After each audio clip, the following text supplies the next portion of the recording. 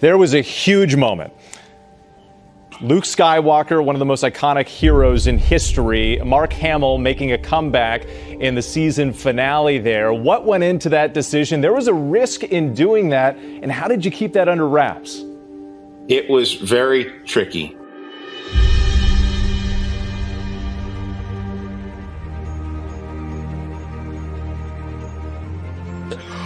Oh my gosh! Bro. Oh my goodness.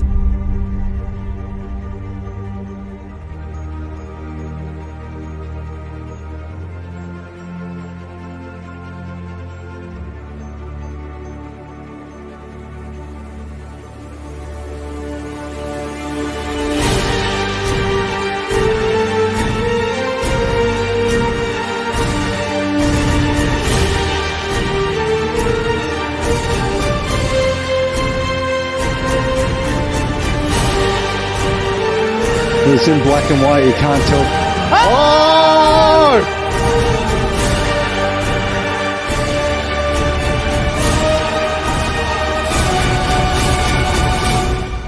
Excellent. Who could be on the X-Wing? I just thought about it. Oh my god, could it be Luke? I'm Luke Skywalker. I'm here to rescue you.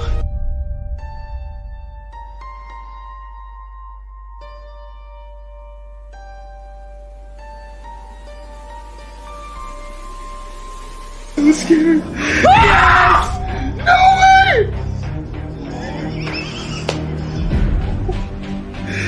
Yes!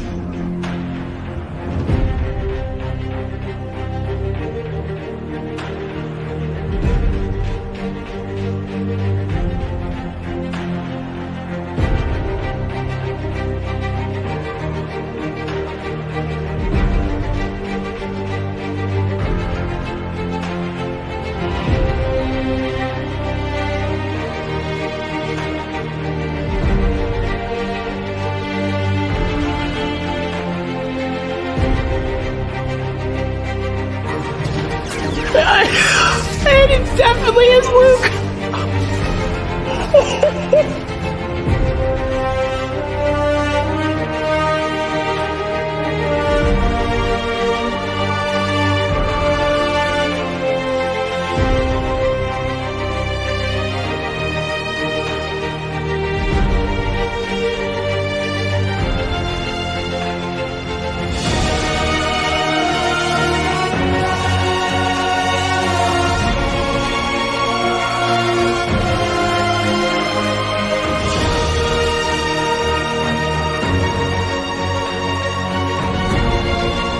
Oh my god.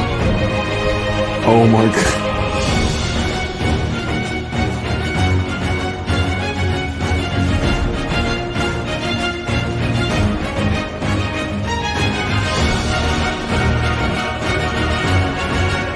Oh my god.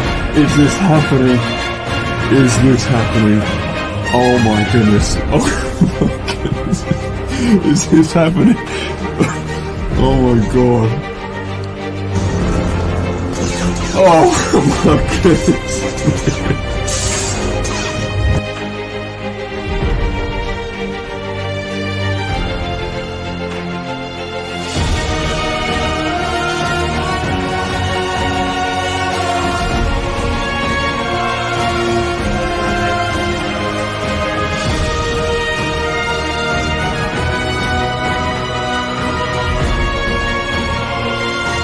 Luke Skywalker!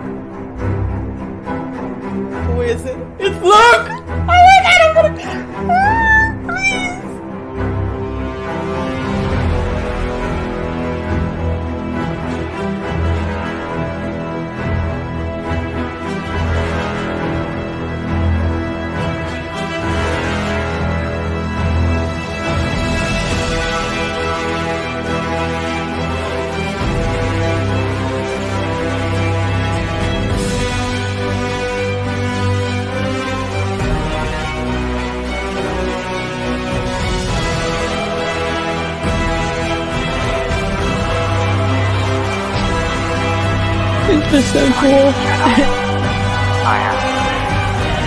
Wow.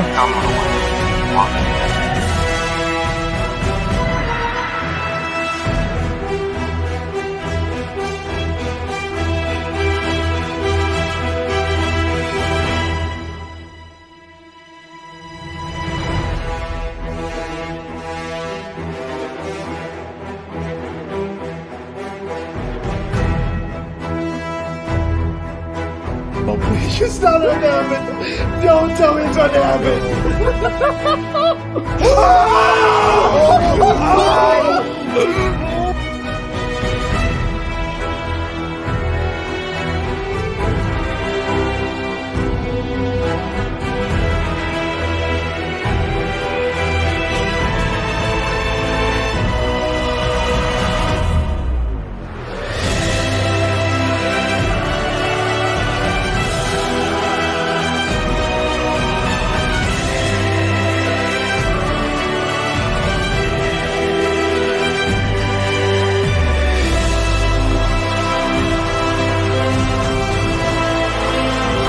It's Luke, my God!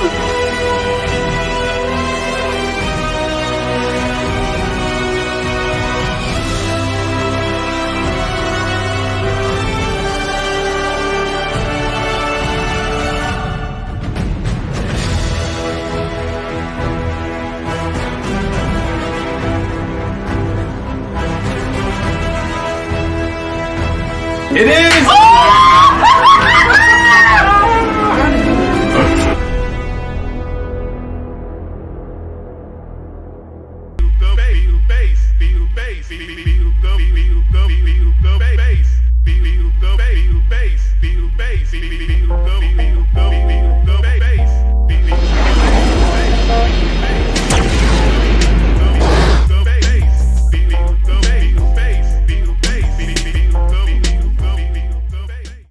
That was a dirty trick, Nick. That was a dirty, dirty trick. He's not even here right now, so you just got me. This background, man, I feel like I'm at a dang funeral or something. Like, what is going? It's dark up in this mug. What is up, everybody? Great to see you. Hope you guys are doing well. Welcome to the Echo Base Network. What do we even call this? Chill Stream 2.0. Chill Stream 2.0? Oh, it's dark too. Very dark in the house tonight. Boom. More lights. Yeah, let's get a little bit more lights up in here. Hey, guys. Wonderful to see you. Thank you for being here. We got 325 people in a chill stream. That's not bad. Great to see everybody. Let's see who we got here in the house tonight as Nick and I are going to get into a little bit of news, some rumor. We just watched House of the Dragon. And I will finish the joke that I started the show with as soon as he gets back. Ted's Nerd World. You are the man, sir. Man. Ted, I sent you a text message a couple days ago. You big-time me, bruh. You didn't even text me back. Come on, man. Did you get your number changed? What's up, Ted? Good to see you, brother. What up, William Ted? is here. Well, good to see William. Thank you for being here at the EBN Chill Stream. John Graber, Space Jockey. Got to tell you guys, John, good to see you. Tonight, we're talking a little Star Wars, a little House of the Dragon, and a little pornography. It's going to happen. They don't even know, Nick. They don't even know. It was definitely a little shocking. I was shocked. Everscale, what is going on? Angelina Serini. What is up, Angelina? Star Wars Dan. What's up, Star Wars Dan? Good to see you. Leslie Tarkin is also here with us in chat. The Real Super Shadow. What is going on, brother? 1999 D-Bud Nick. What is up? Good to see you. Alex Gaskin. Good evening, sir. Good to see you. SJ in the house. Cycleman 90 in the house. Humphrey Bear is also in the house. Mr. Fred, what is going on? What's up, Low Spec Linux Laptop? Jeff, good to see you. Donna Hergenrether is also here with us. Harmonic Shredder is here. Griffin Turbo is here. Chris Anderson in the house with us. M. Tipman, good to see you. K. Cruxt, good to see you. I probably jacked that up, but at least I just went with it today. At least I just went with it. And I wasn't like, bro, I always don't know how. I just went with it. Hope you liked it. Leia Rose, what is going on? Red Dawn Readiness, good to see you. James Carnicella, good to see you, James Carnicella. Bunyip is here. Cycleman 90, some of these names I think I'm hitting twice. Charles Burnett, what is going on? Mike Fort, Party Pucks, Mattuine, Gabriel Pendragon, Andrew Wordna, Aunt Jemima, y'all. Aunt Jemima in the house. They're going to cancel you, Aunt Jemima. You going to get canceled. Good to see you again, Aunt Jemima. Jason Evangelista is here. Kevin Flynn. Flynn lives. I knew it. Good to see you, bro. Anakin Skywalker is here. Debbie Young is also in the chat with us. Project Cambrian. Red Dawn Readiness. Noctan. Marcel Chenier. Way more of us, bruh. Exactly. CW Flash is here with us as well. Lego D17 is here. Anthem 21X, Shrike 1988, Marino's Goat, PH Mike 5, Double AA, Randy Thodo, Davish here in the house. Georgia Cav is here with us. Flacco Zoldi is here with us.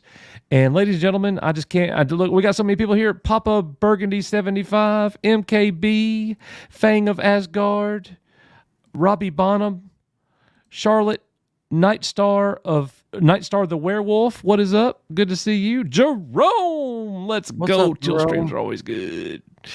Paul Truitt is here. Salty Texas Ranger is here. I just can't. Look, if I missed you, I'm sorry. Thank you. We love you. Thank you. Got 400 folks. People in here. Yeah, we've got 400 people here at a chill stream. Tell everybody about the pornography first. Oh, wow. So we saw a dude getting a BJ on House of the Dragons tonight. Like they literally showed it. They showed it all. Yeah. Nick, don't ever do that again. Yeah, like they showed the whole thing. It wasn't like just a head motion. It showed the PP.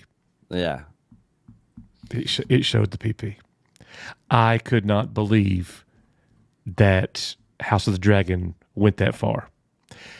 Boobies, booty, sexual motions and stuff. Yeah, it's House of the Dragon, it's Game of Thrones. I get it. But to actually show that thing yeah, inside a person's mouth. That's what it showed. Yeah.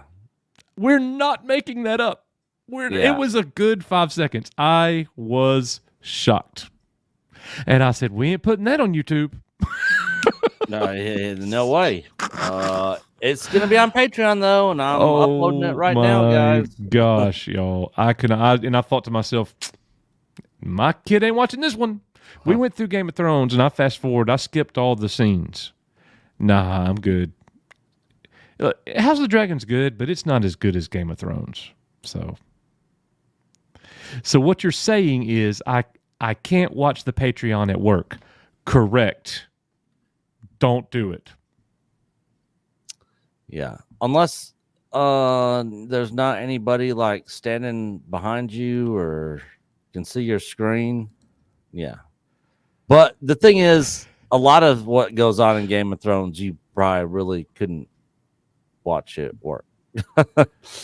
Unless you have like a really cool job with really cool employees and bosses. Yeah, I cannot believe my gosh, that happened. If you're just coming in late, we got 450 here now. Tonight in House of the Dragon, for the very first time, we literally see a blowjob happen on screen. Yep. We're not making that up. Surely it's in the news now. Surely there's been an article written about it at this point. Man, I guarantee you there's stuff on Twitter about it. I don't see anything yet. There's, you know what?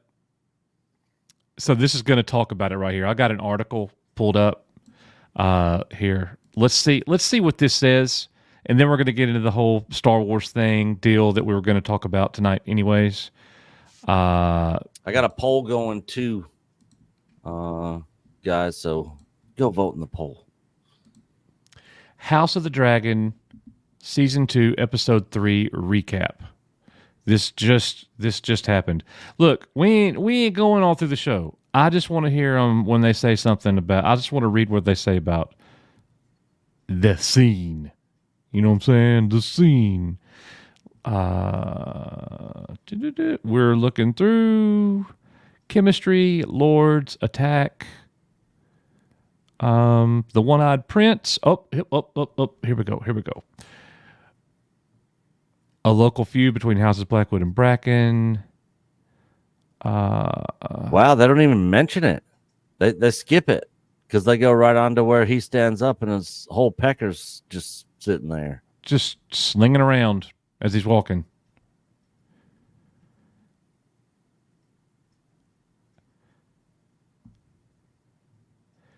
They didn't even mention it? Yeah, they didn't even mention it.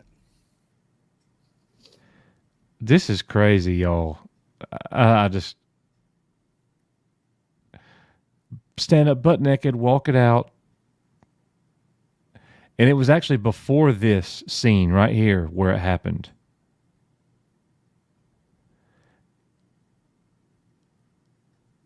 Nothing. Not a word, y'all. Not a word.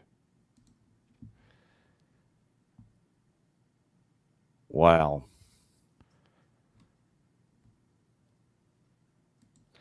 TV fanatic. Let's see if they. Oh my gosh. I just pulled up Twitter to see if anything was mentioned about it, and I saw something even more gross than what happened on the show tonight. And Tim Pool retweeted this out. I definitely cannot show this on YouTube, but apparently at a pride event in San Francisco. Oh, the gay people or the pride event where they're butt naked marching in the road? Down the street? No. Way worse. This dude is in a kiddie pool giving another dude a BJ while he pees in his mouth and pees on him. All right. And they showed the whole thing. Yeah. On Twitter. All right. And Tim Pool retweeted it. Ugh. Some of the stuff on there. All right. Anyways, guys. I'm sorry. Y'all. I'm keeping it to Game of Thrones. So look. Let's see if they mention something in this article. If they don't mention anything here, then we're out. But I guess y'all are hearing it here first. Let's see.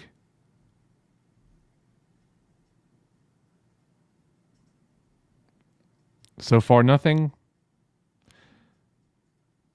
Man, they go through everything like in detail. This might take a minute. The brothers in town.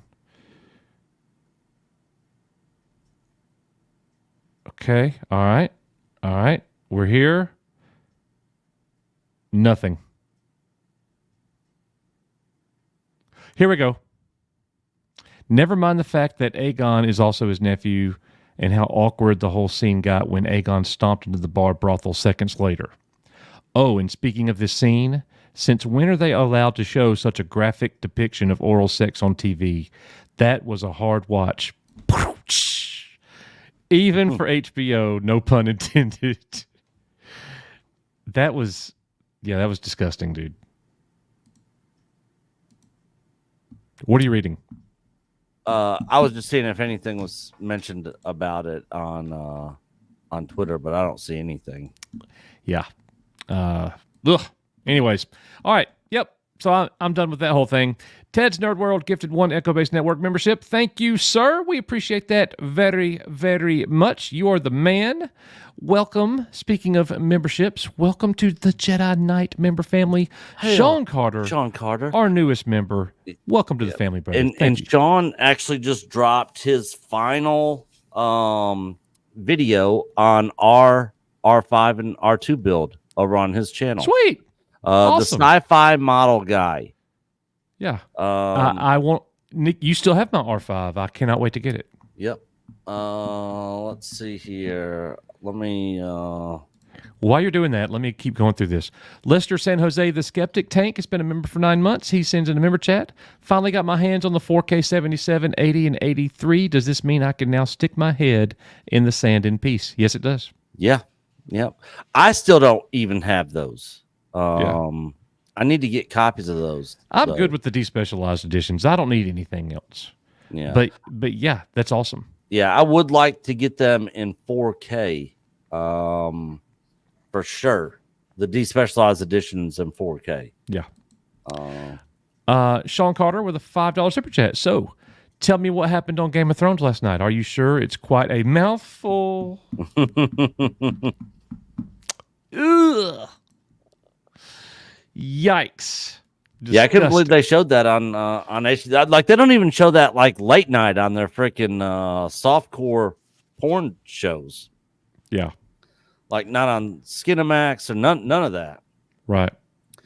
The only thing I could think of that me and Coach talked about is that it wasn't like a real person and like a real... It wasn't a real PP. Yeah. That's the only thing that we're thinking. How they were able to get away with it. But who knows, man? I mean, I don't know anything about, making shows and stuff, like what they can get away with or whatever. Yeah. I have no idea. But that was absolutely crazy. So that's going to get us to another thing that Nick and I were going to... We just didn't have time to do a video about this today. So here we are in a chill stream, and we're just going to talk to you guys about it. You watched the pre-show. You saw the return of Luke Skywalker. It was a great moment. Nick, if Luke came back again in a moment like that, very similar, like say it was in another show, not The Mandalorian, but like in another show. And here comes Luke. And it's Luke from chapter 16 again. He's destroying people, and it's awesome. It's an awesome thing to watch. It's not going to quite have the same impact, is it? No. While you were talking, I was just sitting there thinking about that. That moment at the end of Mando season 2, it just doesn't hold up for me at this point. Like, if I went and watched it, at the time, it was great. Like, it was a very emotional moment. It's what all the fans wanted. But after everything that's happened, it's just like, now I look at it like, well, that was a great moment. Yes. And it's just, I don't go back and watch it. I don't know if I'll ever go back and watch Mando season 2 again and watch that. I think you will. Yeah. You'll watch that episode again. But the thing is, it's not like it's a trick play to win the game. Yeah, yeah. That, Star Wars is in bad shape. We gotta hit. Let's run the trick play, y'all. Yeah, yeah. But basically, if they bring Luke back again at this point, it's gonna feel like the other team is up by 50 points in a basketball game, and all the starters are out, and there's 2 minutes left. Yeah. Well, so the reason that we're even bringing that up is because that is the latest rumor going round. There is a character in Legends called Abeloth. Abeloth is also known, she's got several names. Mm-hmm. One of her names is the Mother. She was an incredibly powerful character in Legends, capable of controlling entire civilizations. Right. Force wielder, witch. She was the witch. Are you still here? Right. I can't talk about it if he's not here, guys, because I'm trying to get his thoughts. He didn't even say I'll be right back or nothing. He just bounced. He got Thanos snapped. No, I'm here. I was listening. I just had to run and open the back door to let Missy in. So okay, I was like, stop barking. Yeah, I was like, I'm sitting here talking to you. Yeah, no. All right. So Abeloth was this really insanely powerful character. Mm-hmm. She was called other things like the bringer of chaos. Mm-hmm. she looks sick. Check out. I'm going to be sharing my screen a lot. So Yeah. I'll swap it. But here's a picture of what she looked like in Legends. Oh yeah. I remember seeing images of this and hearing about this character. Yeah. Shape shifting, mind control, telekinetic powers, all kinds of force abilities. And she was in Legends. She was a big threat. Right. So what the new rumor is that's going around is that she's going to be the big bad that shows up in Ahsoka season 2. And what they're saying, check this out. I'm going to share this. The rumor is that they will be bringing Luke Skywalker here in to defeat Abeloth, just like he did in Legends. The article says they have to bring Luke in to face her. Disney can set up a nasty Luke Skywalker fight sequence in Ahsoka Season 2 with Abeloth's reported Star Wars debut. Abeloth can bring one of the darkest and most fan-favorite stories in Star Wars live-action saga. Here's the thing about it. This could be so legitimate, but what they fail to realize is that it's not going to have the same impact that Mando Season 2 finale did. Nope, not at all. It's not. Nope. And that speaks volumes about the shape that Star Wars is in, that they're actually, hey, if there's any truth to this at all, we got to go back to Luke, y'all. Nothing else is working. Yeah, and a lot of people just don't even care at this point. Like, Luke Skywalker's not going to be enough to bring them back to watching Disney Star Wars. And I think that might surprise a lot of people to hear us say that. Because we were like the Luke Skywalker Star Wars channel on YouTube. That was us. You know what I mean? Yeah, he's our favorite character. But it's not like, oh my gosh, Luke's in it. It's the greatest ever. We're not that way. We're not that way. You can't repeat that moment. You had our attention. You had the fandom back, and then you destroyed it. Yep. And look where we are now. Yep. It's sort of like if you're in a relationship and you catch the other person cheating, and then you're like, you know what? We talked. We're gonna work things out. They promised they're never gonna do it again, and then they do it again. Yeah. And then you're like, you said you weren't gonna do it. Well, I was drunk. I'd been drinking. All right, last time, and then they do it again. You know, at some point you're just gonna be like, man, F this relationship, F this chick, and move on. And I feel like that's what a lot of fans have done with Disney Star Wars. Our good friend Swap Shop. Rhino. Yep, our good friend Swat Shop is here saying, I heard that the Stranger's mask design in the Acolyte is an homage to Abeloth's appearance. Wow. I could see that being a possibility. So here's the thing. We have to keep in mind that Abeloth is in Legends. What if Abeloth, who discovered the secret to live forever, what if they made that character alive during the setting for the Acolyte? I don't know who this character is. I don't care about this character. Oh, I'm just saying. But if Manny Jacinto's the Stranger character that we just saw, the homage, what if he is, with the rule of 2, what if he is her Padawan? Yeah. And does this not look like something that Star Wars is one day going to make in live action? like with all the witchcraft going on? And it does. Like if you showed me this back in the 90s and said this was going to be a Star Wars character one day, I'd be like, no way. This is from like Fright Night 4 or something. This isn't a Star Wars square character. peg round hole. That's what we would have said. But not anymore. No. Now it's all about freaking octopus arms and hands and Joker horror looking demonic face with black eyes. Like, this isn't Star Wars. Well, look, some people saying in chat that I'm giving the writers way too much credit. Well, actually,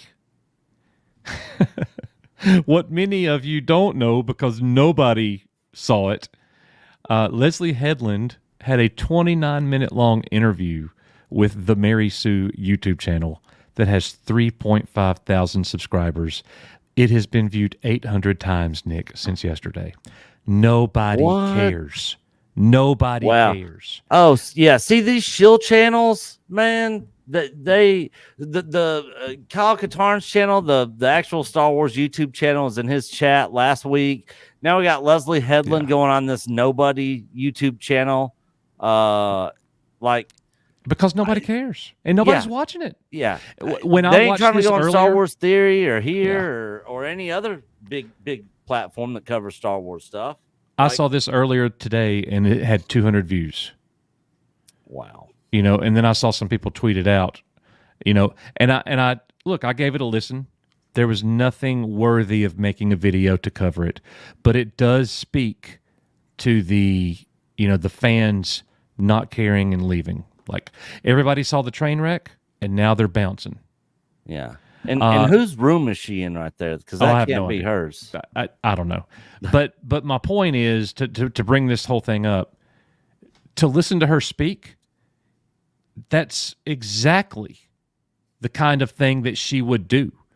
Yeah. She talked about in this show or in this interview going to Pablo Hidalgo and saying, hey, would it be okay if we bring in Ki-Adi-Mundi to be in this series? I want him for this scene, and here's why I want him. And they said, yeah, Pablo approved it. And then they let him. I thought it was Filoni that had to prove it. Well, I mean, according to her, yeah. Oh. But not in this interview. Ah, gotcha. Well, actually, not according to her. That was according to the writer of one of the episodes. That Filoni and the entire writing team. But again, my point, everybody, is Leslie Headland just by happenstance goes to Pablo Hidalgo and says, hey, I want to bring Ki-Adi-Mundi in, and here's what I'm thinking. And they approved it. Well, it would be no different than this. Hey, I want to bring in Abeloth. She's going to be the big bad. She's the super witch. It fits. It makes sense. With this show, yeah, it 100% does for sure. So I don't know, and then you fast forward all the way to Ahsoka, and that's where she shows back up again because she's going to live forever. I don't know. I don't know. Just interesting. And Luke will actually do something in that and kill her. I mean, one would think, but the thing is, like, again, it's all rumor, guys. Look, I'm not saying it's going to happen at all. As a matter of fact, until it happens, it's not. Yeah.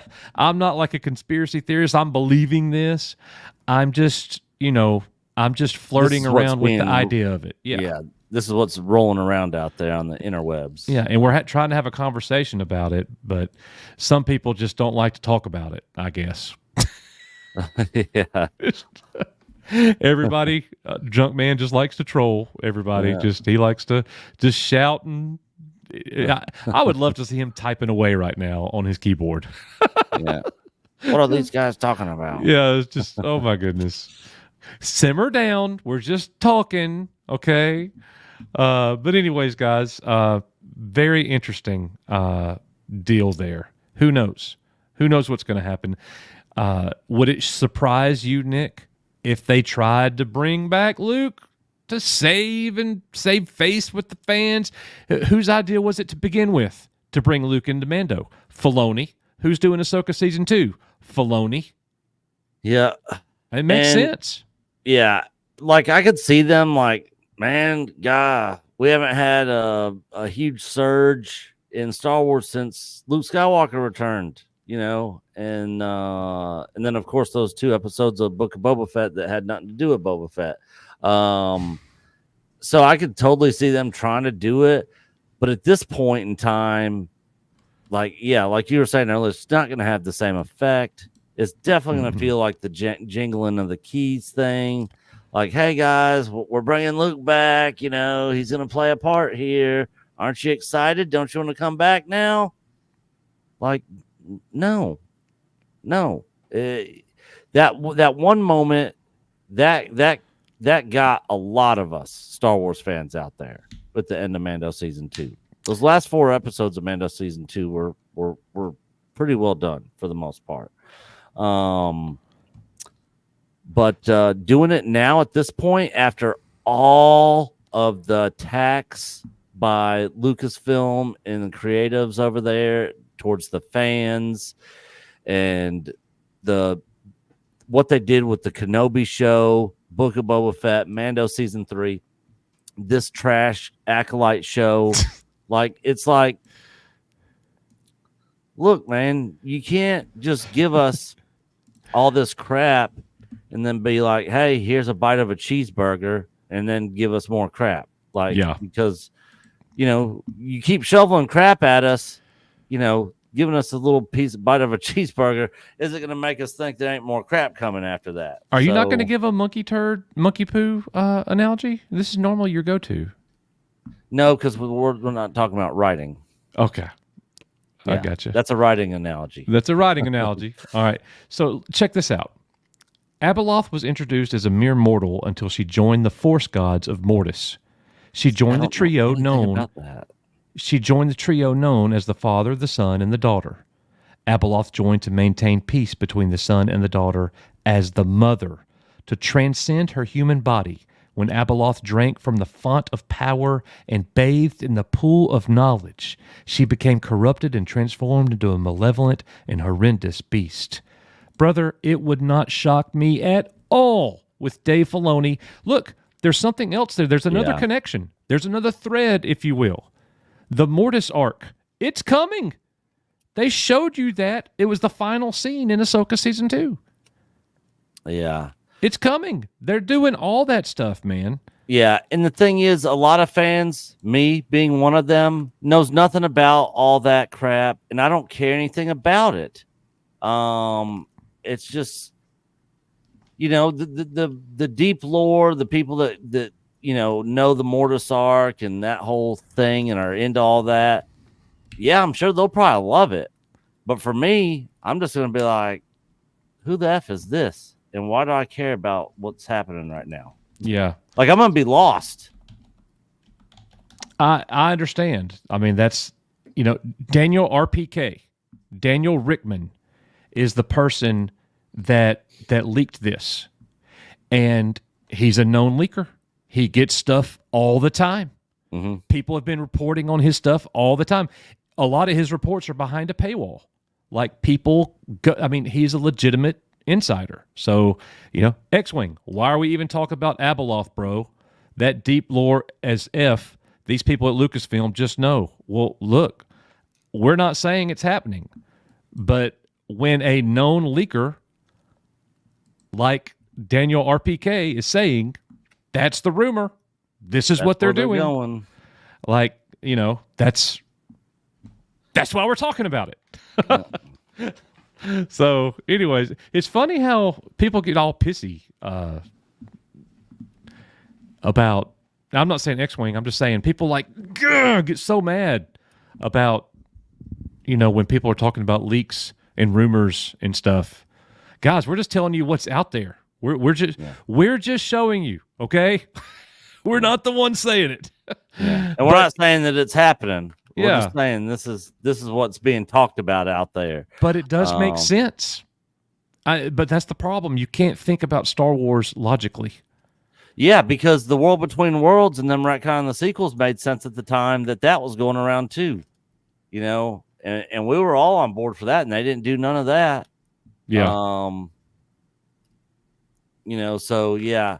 Who knows? Again, the people that know and understand all that lore and that aspect of the Star Wars universe, I'll be curious to hear what they say if they do that, because I guarantee you they'll probably jack it up. And they'll be like, that's not how it works, or that's not how it goes, or that's not how this character or that character is. Well, but that's a Legend's tale, so they could change it. Yeah, it's the perfect storm for them. Yeah. They could change it and make it whatever they want. Yeah. Mm-hmm. And then for those of us out there like me who don't know anything about this, we're just going to be in the dark. Like what the F is this? And who are these people? And why do I care? Yeah. Yeah. X-Wings just wanting us to talk about the Acolyte, I guess. and the thing is, like I saw somebody, Mark said the Wedge books are great. You know, give me something like that. You know, a story with like Wedge and a bunch of, you know, rebel pilots and all that sort of stuff. You know, because I don't have to understand lore and these characters and get backstory, because I got it in the original movies, you know, and it's just going to be fun just watching them go out on missions and just blow a bunch of crap up and be in huge space battles, you know? So Nocton mentions a good point here. I think that's even more likely right there. Abeloth will happen. Luke will not. Yeah. I think it would be hard for Filoni to let Luke be the savior in the Ahsoka series. That doesn't make sense. I mean, it does. Because he's going to be like, I want her to be the savior. Exactly. It makes sense to us that Luke should be the hero in that setting, but not with the writer of this show, the creator of this series. Yeah. It doesn't make sense. So I will completely agree with that comment right there, sir. Thank you. Cylon Scotty with a $10 super chat. With regards to Luke, in the words of Denethor from Lord of the Rings, that depends on the manner of your return. Nice. Nice. Thank you, bro. Appreciate that very much. Such a great trilogy. Yeah, absolutely. Absolutely it was. I saw a cool clip. Viggo Mortensen was given his sword back to, like, it was a surprise in the interview. Oh, really? That was pretty neat. Like the screen used one? Mm-hmm. Well, I mean, I don't know. Oh, but they didn't say that. But right. Sean Carter, $2. Guys, that interview was great. So, you know, I guess we'll talk about it now since Sean just sent a super chat about it. You know, the interview was great. It was fun. We appreciate Agent Callus reaching out to us, and Nick did all that. Nick, all I did was make a promo and a little intro. Like, Nick set it all up. Nick verified that he was telling the truth. Yeah, I talked to him on the phone for like 2 hours. Yeah, you did it all. You set that up completely. So good job on that. I'm disappointed in the views. I would have thought that a former employee coming out right after those Disney tapes, it would have been bigger. Maybe we screwed it up. I don't know. Maybe we screwed it up somehow. Maybe it's our fault. But, and you know, we tweeted it out to a bunch of people, and they didn't do nothing with it, man. Look, a couple people did. Yeah, not a big deal if they didn't. Yeah. It's cool. You know, people are busy. You miss stuff. You're somebody with 300,000, 400,000, 500,000 subscribers or millions. You're probably gonna miss some ads in your notifications on Twitter. And it just dropped yesterday, so who knows? Yeah, we're hoping it gains traction. Yeah, we really do. We got all week, But it was really cool for us, and I know some people were like, "Why is this guy going to EBN? You know, if he went somewhere else, this would be so much bigger." You know, he came to us. Yeah, you know. Somebody in the comments, Nick, said, "Y'all used to be a Star Wars channel. Now you're TMZ." That was a TMZ. TMZ chases people around and all that sort of stuff. I mean, does TMZ do interviews with Tim Rose and freaking Alan Dean Foster and, you know, people like that? No. I mean, you know, and the thing is, it's relevant. With everything going on with the James O'Keefe stuff and the Disney tapes, And then, of course, Film Threat, those guys over there doing the Disney letters and stuff. Yeah. So, it was relevant to everything that's been going on over the past year. Yep. So X-Wing clears it up. To clarify, I'm not asking why are you talking about it. I'm asking why is Lucasfilm even talking about it if they can't even handle Boba Fett? They definitely can't handle Abeloff. I'm with you, bro. Yeah. I'm with you. Look, like, I mean, how do you mess up Boba Fett? He's a bounty hunter, a scoundrel, underworld guy. Like, man, there's so many. There's a plethora of things that you could have done with Boba Fett in his story, and that's what we got. Like, bro, come on. So Derek says Dave Filoni's already setting up for a Skywalker appearance in Ahsoka. The Shin Hati character is the replacement for Mara Jade. All right, Nick, thoughts, prediction. Do you think it's got to be yes or no? Does Luke Skywalker make an appearance in Ahsoka Season 2? Yes. I think so too. I think it's a safe bet. I do. But it doesn't matter what they do with him. It will not have the impact on the fandom it did the first time. No. At this point, with everything they've done, they've betrayed the fans far too long. Yeah. For it to matter now. So at this point, it's like one good show one good episode is just one good episode. That's it. Yeah. So and like last week's episode of the Acolyte, we were saying, hey, this is the this is the best of the worst episodes. It's so funny because you said that, and then other people were writing that like in articles. Yeah, this is the best episode of the season so far, but it still wasn't good. Yeah, and somebody made worst episode. Somebody made everybody. A lot of the people who were saying that they liked it, this last episode of The Acolyte, it was all about the prequel vibes that they got, which is going to piss a lot of people off here. Man. About the lightsaber fighting, about the action that they saw. Oh my God, that's the best fights I've seen since Duel of the Fates. That's what the people were saying on Twitter, dude.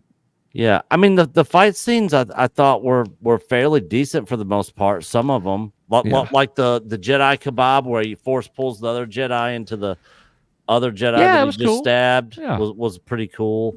The little shank lightsaber out of the other end of his hilt from Smilo Ren, and then he freaking shanked Jackie 3 times. So that was cool. Mm-hmm. We had not seen that before. So there's some stuff in there that I thought was pretty cool and decent, but the episode still sucked. Yeah. So look at Angelina's post here, and this right here. Even though we're in the state that we're in right here, this tugs at my Star Wars fandom heart. Yeah. It's not enough. Nothing is. There's not one individual scene that they could give us anytime that's going to right all of these wrongs. No. They're going to have to demonstrate the ability to give us very good Star Wars over a long period of time. Yeah. Consistently. Yes. Consistently. Yep. And the thing is, Luke, Ahsoka, and Force Ghost Anakin, I guarantee you they'll find a way to screw it up, given their track record. Oh, yeah. We don't trust them with anything. Be pissed off. We don't trust them with anything. Yeah. So Angelina says, do that scene. Coach Nick, what if Luke and Ahsoka meet up with Force Ghost Anakin? Yeah. That would be fantastic if they did it and they did it right. Yeah. And it was worthy of the moment. And honors the characters. But you know what? We also thought we were going to get the original cast in The All on Force screen Awakens. together. Yeah. They're in the Again. same dang movie. Yeah.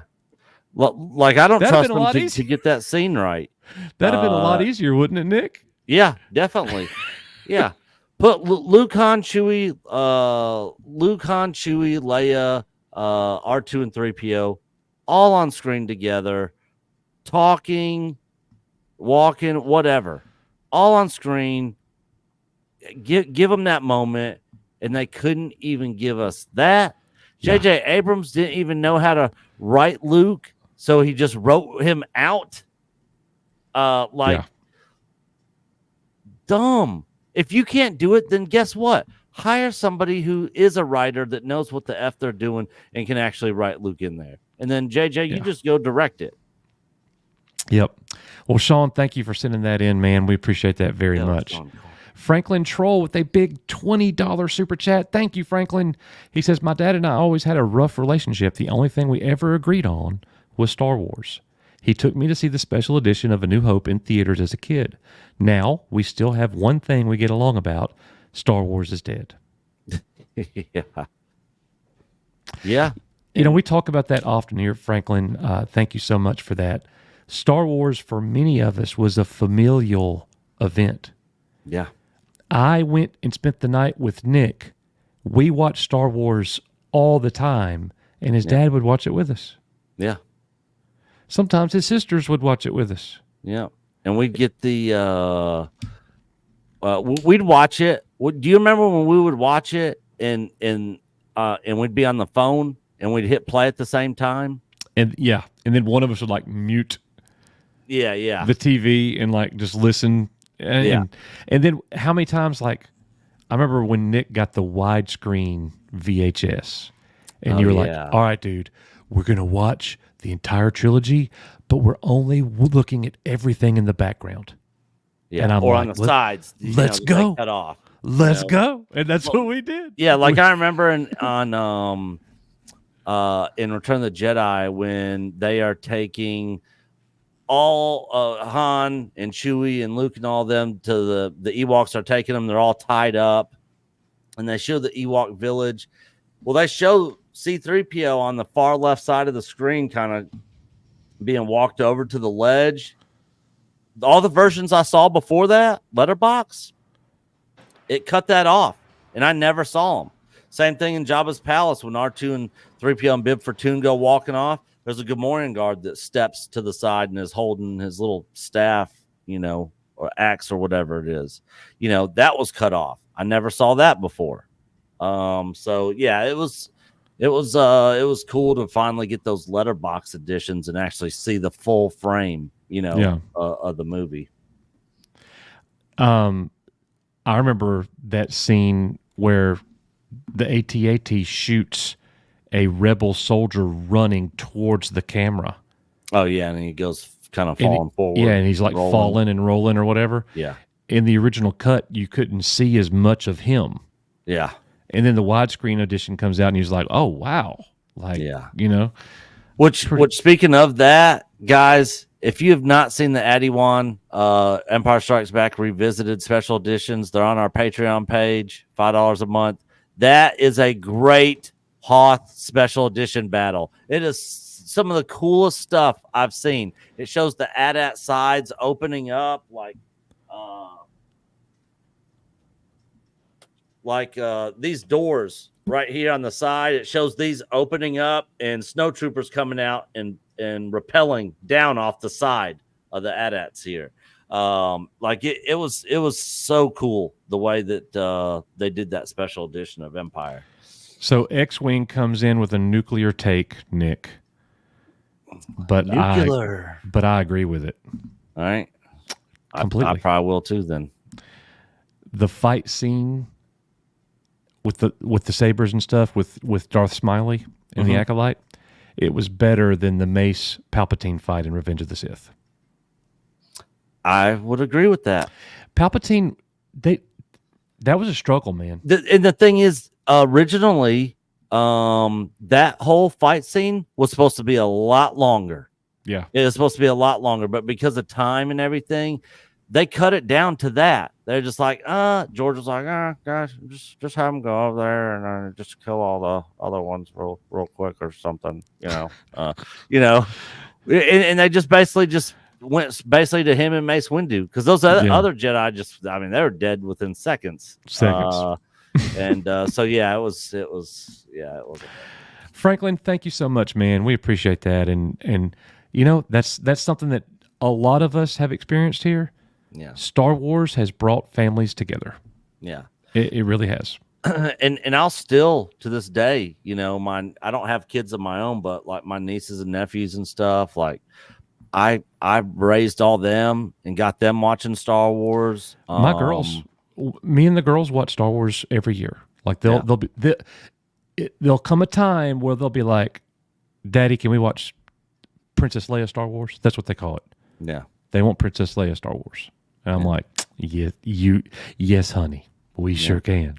Yeah. All you got to do is ask me once. Yeah. X-Wing just had a new baby. He's gonna be having her watching the prequels and then the original trilogy. Which I'm curious, X-Wing, how are you gonna have her watch it? Release order or numerical order? He's got time. He's got time. But yeah, that's I mean the original movies and stuff. They'll, I'll always love those movies. Okay. Nothing that Disney does is going to take that away. All right, this is a good one here, Matt. Fast and Furious 7 through 9 or Star Wars 7 through 9? It's not even close. No, give me Fast and Furious all day. Fast and Furious is like Casablanca. Yeah. Compared. Yeah. Yeah. I get it. Diehard Fast and Furious fans were unhappy. I get it. We actually went through that entire series this past year. Me and the family. Oh, really? I had only seen the original, dude. Really? I'd never seen another one. I liked the second one. Even it didn't have Vin Diesel in it, but I always liked Paul Walker as an actor. Yeah, he was. I like Vin Diesel. Yeah. I think he's awesome, especially in that series. Yeah, I like him too. The third one, I didn't really care for Tokyo Drift that much. Vin Diesel. There's came so many in of them at I the don't end. even remember. Yeah. But yeah, we enjoyed it. So that's a great question. Chat, let us know what you think about that one as well. Let's see. FSX or SFX F314 Sabretooth Raptor. Star Wars is smurfed. Yeah. Pretty much. Star Wars is smurfed. I wish I had like a little funny clip of the Smurfs or something, but I don't, man. Yeah. Thank you for that $2 super chat. My dog just Acolyte. Flacco Zolty. Hell, Flacco. What is up, Flacco? We could definitely use Acolyte for like vomiting, pooping, any of that stuff. Yeah. Anything nasty. That's what it is. Renegade Film Force, $10 super chat. Thank you, sir. I met another insider recently at a con, and he insisted Katarn will be coming up dealing with the Dark Troopers. But I don't think we trust Disney to not ruin him, making him whine about pronouns or some crap. Oh, Kyle Katarn, if they would completely ruin him. He's a white guy. That would completely destroy his character. That's a super chat clip right there. That's a super chat clip. Yeah, they're going to completely destroy him. He's a white guy. That's so funny. Yeah, I mean, that's their MO. You're so good at those little off-the-cuff funny remarks. That's good. He's a white guy. Kyle Katarn has no chance. He's going to be even more lame than the YouTuber Kyle Katarn. Okay? Yeah. Oh, my goodness. Renegade, that is awesome. Shoot, man. Like, thank you for sending that in. That's very interesting. It would be something to see Kyle Katarn show up. Who knows? A lot of Star Wars fans are going to be like, "Who's that?" Yeah. They have no idea. You would have had to play the video games back in the 90s. I'm not going to mention their names, but there's some Star Wars YouTube channels that are bigger than ours, and I remember live streams where they got a super chat about Kyle Katarn, and they were like, "Who's that?" Kyle Katarn. And the chat was like, "Oh my gosh, dude!" You know, like if we didn't know who Black Chrysanthemum is, and people were like wanting to like burn us at the stake. You know, never heard of them, never saw them, but I don't read it was the comic, the It was comics it was the and comic. all that sort of stuff. Yeah. I haven't read any Star Wars comics since the 90s. Yeah, it's been a minute. It's been a minute. But anyways, that's awesome. Thank you for sending that in, brother. Debbie Young with a $4.99 super chat. You mess up Boba Fett because Kathleen Kennedy is the damn producer. It was her way or no way. Yes, love Mama Bear. Yes, yes. Maybe so. Yeah, we Thank still don't you. really know what happened with all that. It was Look, definitely a mess, though.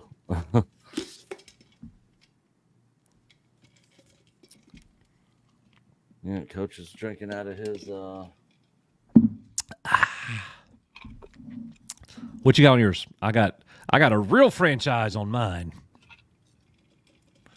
Hey, oh, is that from the show? Is that from the show? Boba Fett. Yeah, That's the book of Boba Fett. no, this is Empire Boba Fett. Oh, thank you, Mama Bear. Appreciate that. Daniel Bettinger. What if they kill Luke? Boy, oh man, that Yoda statue at Lucasfilm is coming down, man. Yeah. oh boy. Well, they definitely can't. They definitely can't kill him because we already know how he dies. Right. Hey, we're retconning the sequels, but we're killing Luke. Yeah, but we're killing him now. What if they kill Luke with the mother as ending things, but he defeats her? I see KK allowing that, so Luke not there.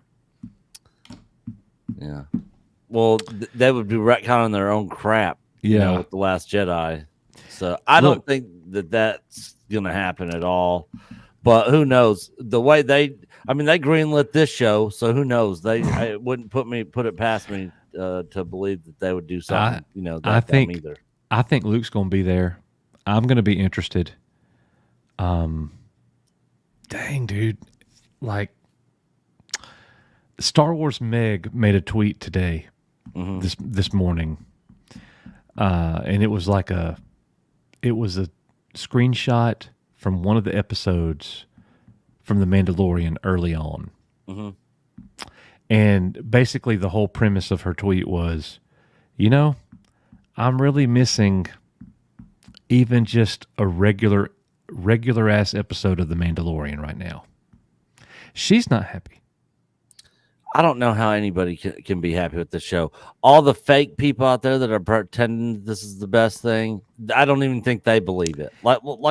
Like not to get into politics, but I saw a paid Biden support Gen Xer talking on Piers Morgan, talking about how great he did the debate the other night. And all this stuff, and just like completely just like saying the most obvious nonsensical bullshit lies, and I'm just like, dude, shut up. And that's how I feel watching some of these people react to the Acolyte, how this is like the greatest thing they've ever seen. Yeah. I'm like, give me a break. Give me a break, dude. Not even you could say that this is good. Yeah. I when I read Star Wars Meg's tweet, I messaged her. And that's the thing is about this whole thing too, is like, bro, and that's what a lot of our critics here at the channel don't, they think, because me and Nick see it in comments, you need to go out and get a job. Buddy, I work. We both work full-time careers.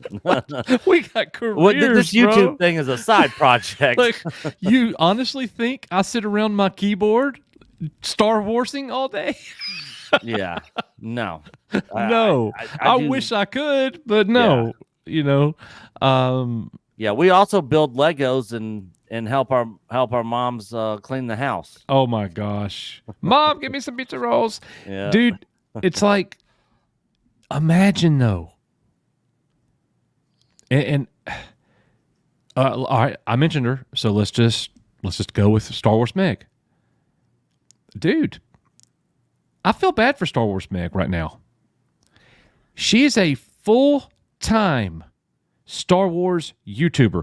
Her livelihood is dependent on making Star Wars content. She better get on this train. She better get on this hate train because She don't like it.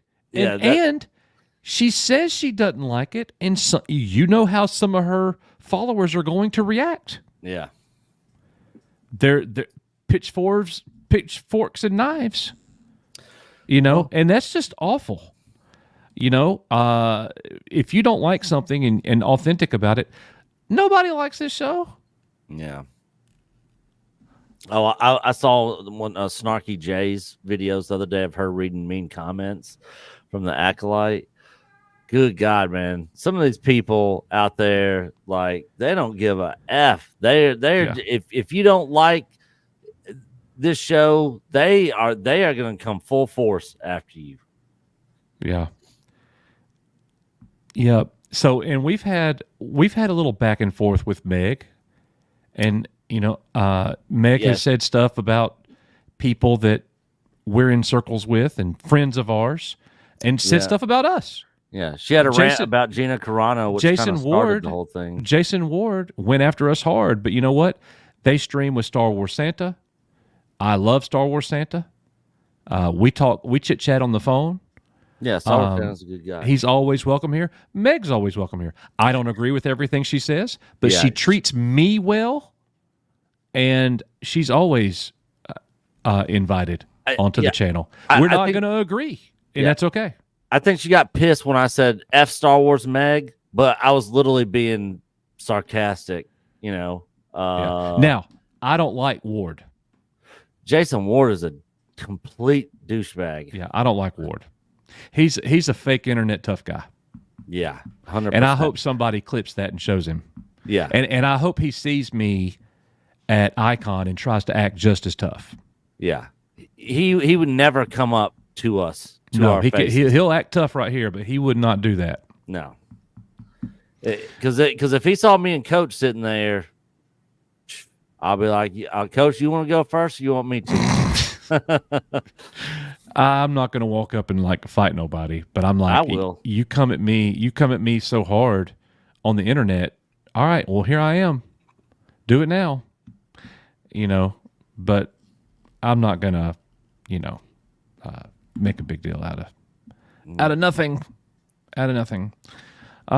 So let's see here. Daniel, we appreciate you sending that one in, man. And everybody just being at this chill stream. This is bro, we've never had a chill stream where we've had 580 people in it. We've been having between 1,000 and 3,000 live viewers every time we go live during the Acolyte. Yeah. I think this is the least amount that we've had.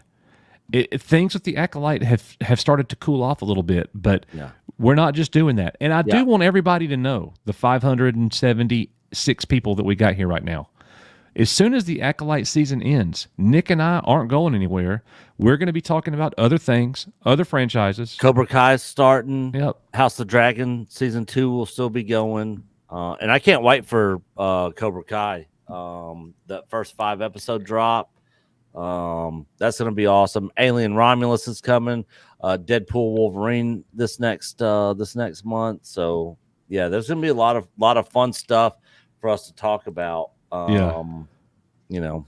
Right. So I got to highlight this one, and thank you so much, Ministry of Wrong Think. I didn't even read a super chat. Gary read a news article on Friday Night Tights that happened to feature a link to one of your videos. A record 20,000 Friday Night Tight fans laughed their butts off to that Power of Many Vader intro you put in. Sweet, brother. I had no idea.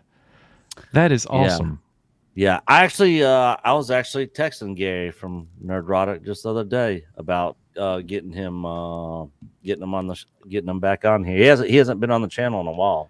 Yeah. But he's so busy now. He's like so much bigger than us. Like oh yeah. Yeah, we've been on Friday Night Tights a couple times, but it's been a minute. Yeah. Yep. Yeah. Back in the beginning. But Gary supports this channel. Oh yeah. Every time every time we come up over there, he's always, hey, Echo Base Network, y'all go sub. So he's like the guy great. He's like the guy that used to work for the governor that but then you fast forward a couple of years and all of a sudden that guy's president. Yeah, exactly. So I got to highlight some of these. Like These I knew him one time, a long time ago. Exactly. Nick, I'm going to let you just react to these, okay, Nick? Don't read the chat. Don't read the chat. All right. I just want you to react to some of these. These are pretty good. All Yo, coach, grow up. The show's not that bad. Your ex-slaveholder mentality really messing with you. Oh, good Lord. Allie G. Come on. Ollie G in the hood. Respecta. Yeah. Here we go. The show is terrible. Terrible. Now, if you like it, good for you. He's roasting me, bro. He's roasting me. You ready? Here we go. This is good. This is good, y'all. Y'all like this. Hey, coach, why are you dressed like a kid? Hey, just wearing a t-shirt, man. That Turtles 2 arcade game was the shit, man. Man, you hating on my tee? God, I designed this, man. Yeah. Why are you just like a kid? That arcade game was awesome. Oh, my God. All right, here we go. Oh, even better. I think Coach has gay tendencies. That's why he's triggered by Acolyte. Now, he is right on that one. That's the only one. That's the only one.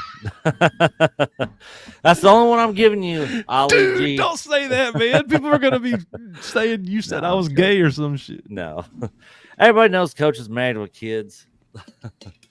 Unless, except for... The president's married with kids in For All Mankind. Her husband's gay. Oh, really? Yep. Wow. And so is she.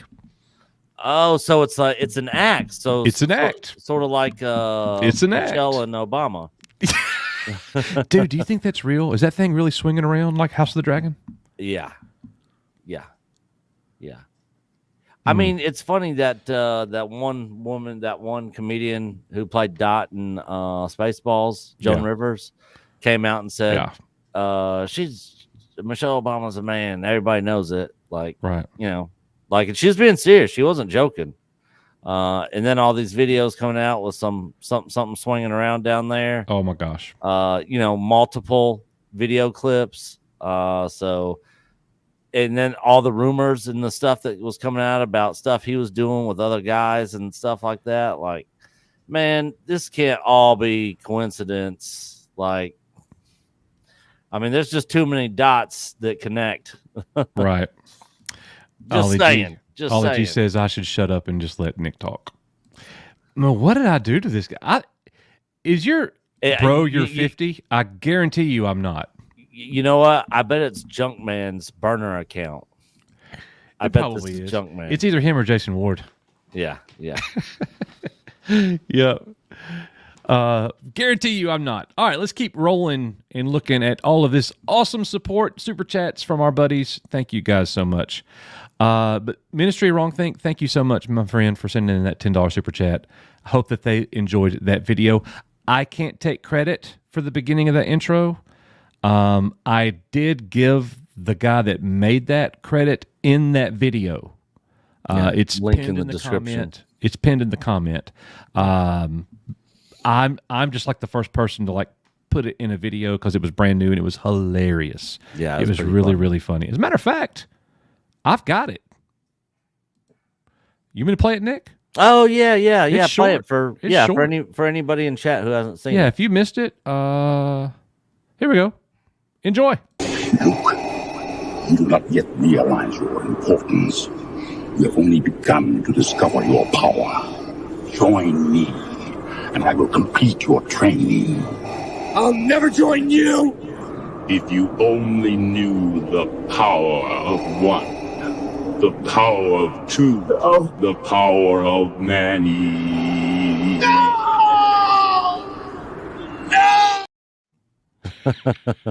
It's so funny because he got the voice right too. The power of many. Dude, why do people think I wear eyeliner? It's probably just because shadows. I do not wear eyeliner. It's probably just because you got a hat and it just casts a shadow. I think some of you people want me to wear eyeliner, but that's because you're sick and I'm only talking to the one dude. So, oh, I like this guy. Hey, coach, wipe the makeup and your eyeliner off your face. Right. Ministry of Wrong Think. Thank you for sending that in, brother. We appreciate it very much. C West B, EBN's like the bar. All the bartends go after work. Yeah. Yeah. Yeah, that's where it's really happening.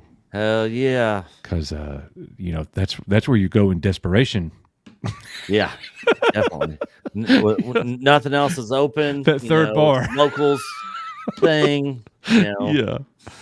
Thank you, brother. Appreciate that. Star Wars Politics, $10 super chat. I have come to the conclusion I do not love Star Wars. I love the creator. Please give me the man. I would pay hundreds just to see Lucas Star Wars Project TV on film or film. Is there still hope? For Lucas to do anything? Oh, no. No way. No. No He's way. done. He's retired. It is not happening. Yep. I don't think there's any way we'll ever get George Lucas involved again. Showing up on set, maybe answering some questions. Yeah. But giving some notes on or something on a project they're working on. Yeah. That's gonna be about the extent of it. And hail to Adega Outlaw out there. Good to see your brother out there in chat. Yeah. Hey, Adega. Good to see you, brother.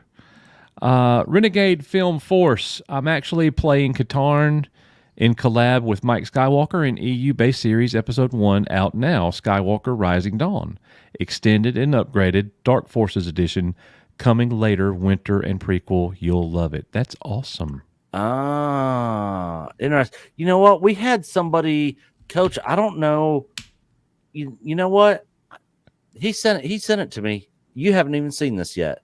One of our subscribers, who is a game developer, developed this in Unreal Engine 5. Okay. And, dude, it looks like freaking Rogue Squadron. Okay. He's trying to get with Lucasfilm to get permission to release it. It's one of the emails I emailed you about, and I said, hey, I starred a couple emails. Check them out, which I'm sure you probably did not. I did Otherwise, not. you would have been contacting me and being like, holy shit, dude. All right. Let me present and share my screen. So this is from I'll give you guys I'll post a link to this if you guys are interested in checking out this guy's channel. Thank you, Renegade Film Force, for sending that in, man. And when you're done, shoot us a link. We'd love to check that out. Yeah. So let me close this, move this. So guys, I just put a link in chat to this, but this is... I do have long eyelashes, Mimi. Thank you.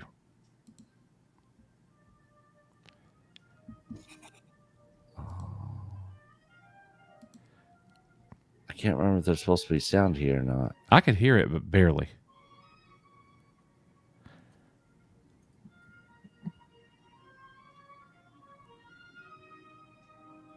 It's up all the way. Oh, there we go. This is a fan film? No, this is a fan-made video game. Oh, done in Unreal Engine 5.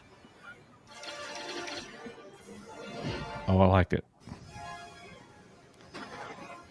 Dude, that music's going to get us taken down. The pre-show already got us copyrighted. So we'll just have to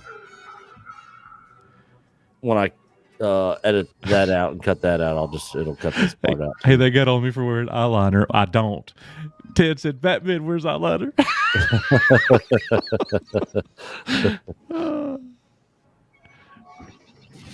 That's funny. Falcon, third person viewpoints, first person viewpoints, B-Wings.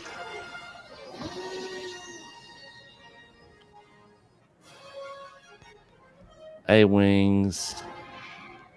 The only thing I didn't see is a lot of this stuff is happening in atmosphere. Like, I want some space battles.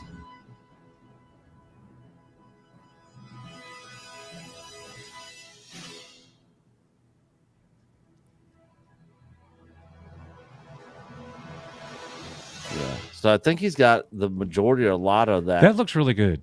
Yeah. I like that. Yeah, and a fan did that, which is fans back in the day. That's what fans used to do, man. Yeah, fan films, make stuff. Gremlins Interactive. Oh yeah. I remember a message about that. Somebody was doing a game. Yeah. Pretty cool. Yeah, Gremlins Interactive. They have Alice Cooper eyeliner. Y'all are on me about. I almost said my eyeliner. You don't even have eyeliner. Yeah, no. So look, all right. I'll tell the truth. Okay. One day, my daughters, they put mascara on me because they were like, "Daddy, your eyelashes are so long. I want to put mascara on you." And I'm like, "Are you going to take it off like right after we do it?" And they were like, "Yes." And I was like, "All right, that's fine." So they did it, walked in there. My wife was like, "Oh my gosh." And then they took it off and that was it. So that's about as far as it goes, ladies and gentlemen. That's about as far as it goes. Man, I would have told my daughters, man, you guys better get away from me. They were begging me, man. I just, whatever. It was, just Coach hanging out with more them. dad than I would be. Yeah, if I hanging out with the girls. So I will tell you, you will like this, like with the family, the way we play hide and seek, or we haven't played hide and seek in a long time, but because they're 16 and 14 now. Oh, with the lightsabers? Yeah, man, that's how you do it. It's all dark all around the house. We're walking around looking for each other, and when you find each other, it's a duel. You could be found and still win. But thank you, Renegade Film Force. Lou Capadonna sends in a member chat. I watched Phantom Menace with family. I haven't seen it in forever and have a new appreciation for it. Better than anything Disney's done. It shows loyalty, respect, and heart. Real Star Wars. You know what, Lou? As much as I am not a fan of the Phantom Menace, I don't hate it. I don't love it. But there are parts of it I love. Yeah. I do recognize that it's part of the Star Wars that I, for lack of a better word, recognize. Yeah. So I agree with everything you just said right there. I do. And again, I'll say it. I've said it before. I might be unhappy right now, and Dave Filoni might suck in his position now, and he might suck as a in live action. I also feel that Dave Filoni gets far too much credit for Clone Wars when it was Lucas heavily involved in the beginning, and knee pain was there. Yeah. Filoni gets a little bit too much credit as far as Clone Wars goes. Yeah. And notice he don't ever correct anybody either, by the way. Mm-mm. He don't ever say, well, it's not just me now. This was George's thing. Yeah. George Lucas retroactively made the Phantom Menace way more tolerable for me through the Clone Wars. Yeah. I never imagined I would be able to watch a cartoon with Jar Jar Binks in it at all. And not only did I enjoyed them. You didn't throw up. Exactly. As unbelievable as that is. Thank you, Lou. Appreciate that. A Renegade Film Force with another $5 super chat. Keep doing what you're doing, guys. Greatly appreciate it, and would love to do a live stream with you sometime, maybe about Cobra Kai for a change. Heck yeah. Yeah. We'll be doing that. So that sounds fantastic. Yeah. Next, what is that? Coming. July 8th. No, is it August? When the first? I think it's August. Cobra Kai.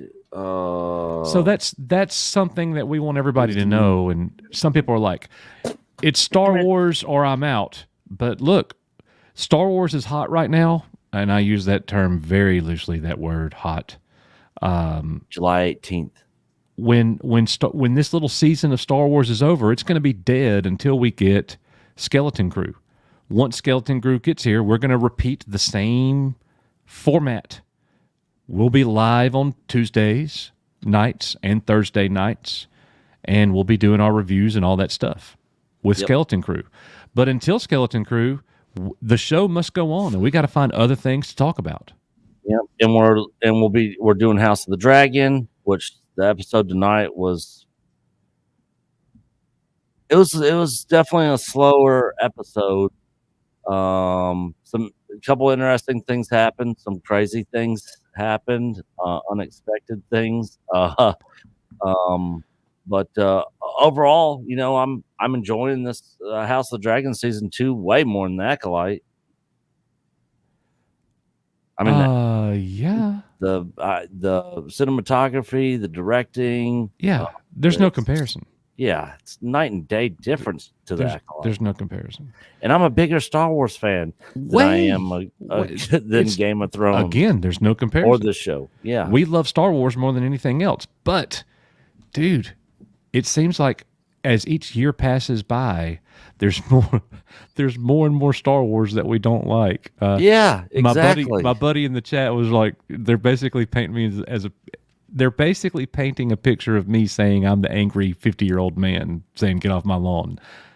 Yeah, get off my lawn, you kids. There's a little bit of truth to it. I mean, there really is. I'm not 50. I'm 44. But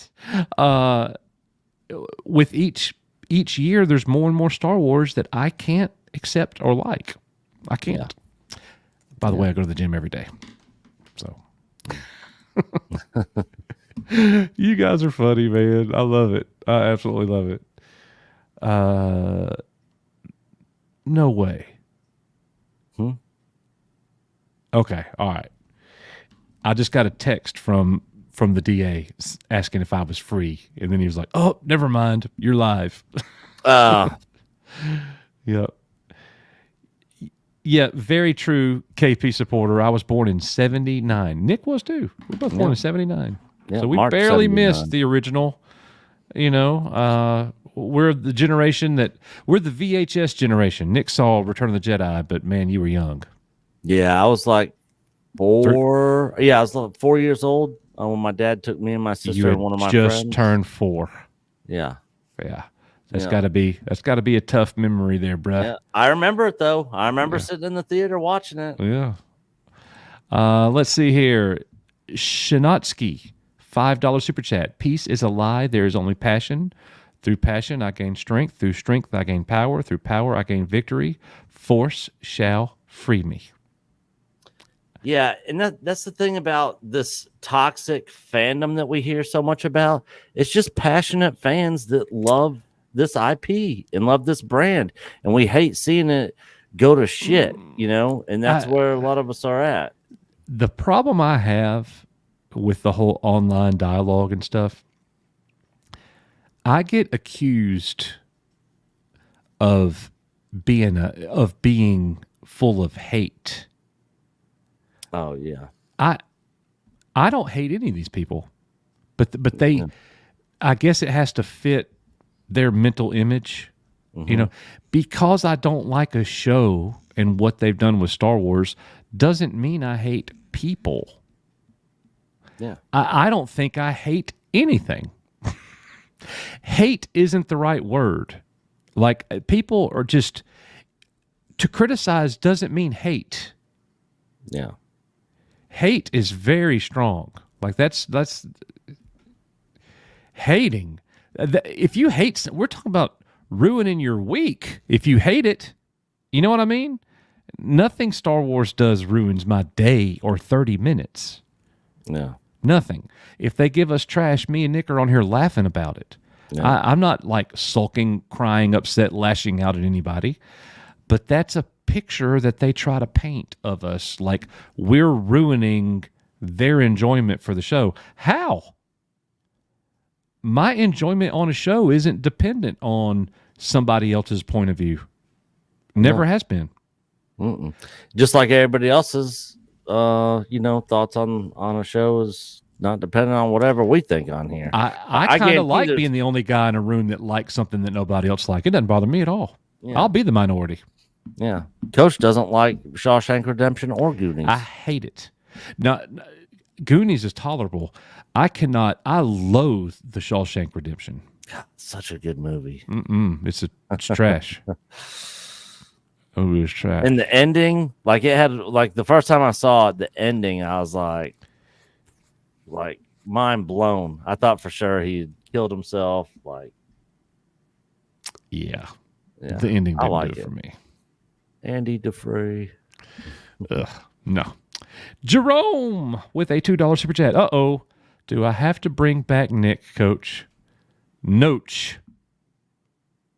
Oh, the what was that? Jerome was what was that? We were putting it was it during Ahsoka? There was like two words that was being put together, and then Jerome was like they're talking about they're putting my name and your name together. Where did that start from, Jerome? Was it I don't even remember. I'm shocked you remember this. yeah, and my memory's terrible, but I vaguely remember this because Jerome was talking about this, and we were talking about. God, I cannot remember what it was from. But yeah, this was one of the things that was in the chat in one of our live streams. This Noach thing, like putting our names together. But for the life of me, I cannot remember what got that started. Jerome, if you remember, type it in chat. Everybody is on me for not liking Shawshank Redemption. You're definitely in the minority there. And I'm proud of it, son. Yeah. I will stand on my don't like Shawshank Redemption. Man. Yeah, I always forget that is a Stephen King film, Shawshank Redemption. All right, got it. Look, our buddy, our big supporter here, Ollie G. Coach has ulterior motives when he makes the claim Acolyte's worse than the Book of Boba Fett, Obi-Wan, Resistance, Christmas Special, Ahsoka, Mando Season 3. I never watched a Resistance. I never saw it either. That's not in my from what I interest. heard, it was garbage. Yeah, that's just not in my interest. Thank you, Eric C. He's with me. Yeah. Look, the Acolyte to me is worse than those. Yeah. And I couldn't believe it. Like, the Book of Boba Fett was awful. Oh, Yeah, I thought it when it aired, it was the worst. It was the worst ever. Yeah. I'm actually missing the Book of Boba Fett right now. I'd much rather watch Book of Boba Fett. Me too. Than Acolyte. At least it was fun to watch, even though it was like stupid. At least there was like some fun aspects of it. Yeah, like the Rancor, the Hutts getting carried down the road. Some of the action. Now, some of it is still dumb. Yeah, like him flying his ship right up to the Sarlacc pit. Yeah. But that episode with Mando was really good. Yeah, the two episodes of Mando were good. They were the best two episodes of the Book of Boba Fett. Obi-Wan, that's a tough one for me because I think I dislike Obi-Wan more than the Book of Boba Fett. They're close. The problem I have with that is, Nick, who's my favorite character in Star Wars history? Obi-Wan. But Ben Kenobi, 77. Yeah. He's my favorite. Old Ben. Old Ben, not Ewan Kenobi. So, that one's a tough one for me, but I still think that the show Kenobi is better than this. Here's the thing. Kenobi still felt like Star Wars. It just wasn't good Star Wars. And there were some canon issues that I had. And some things that I just thought were dumb. I will never be a fan of Obi-Wan and Leia knowing each other. And we'll just have to argue about that forever. Yeah. But I will never be a fan of that. And I'm with Nick now. I'll never be a fan of Obi-Wan Kenobi leaving Tatooine for any reason. Yeah. So all that being said, what we're watching right now with the Acolyte, to me, does not feel like Star Wars at all. Mm-mm. It's No. like it's a bad fan fiction, is what it is.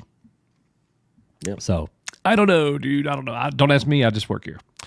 But let's see here. Daniel Bettinger again with a $4.99 super chat. Thank you, sir. Ahsoka being the light goddess would bring Luke back, but he's changed into a flawed man, i.e., we now have him changing to the path of Jake, not the hero. Ugh. So they would kill him and then bring him back as a lesser version of himself. Yeah, but the proponents of that trilogy say he was a hero. He sacrificed himself. Yeah. All such a bad look. All right, Nick. Daniel just made me think of this. This is the question. You ready? Yeah. What's worse? Acolyte or Last Jedi? I got my answer. And I think it's easy. Well, my answer would be sort of similar to what's worse between Kenobi and Book of Boba Fett. My answer would be kind of be the same.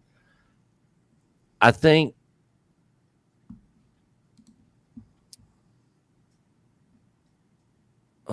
I don't know. Oh, God.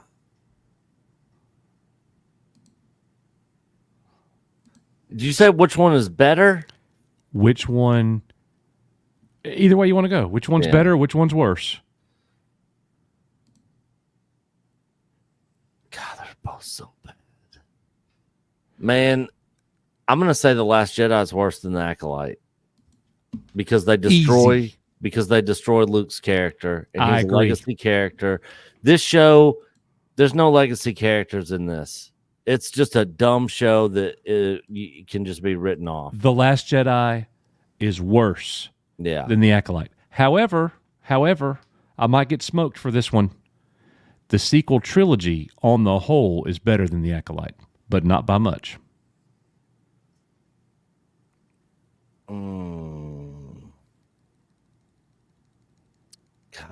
It's sort of like saying which piece of shit is worse, the regular piece of shit or the piece of shit with sprinkles on it, you know?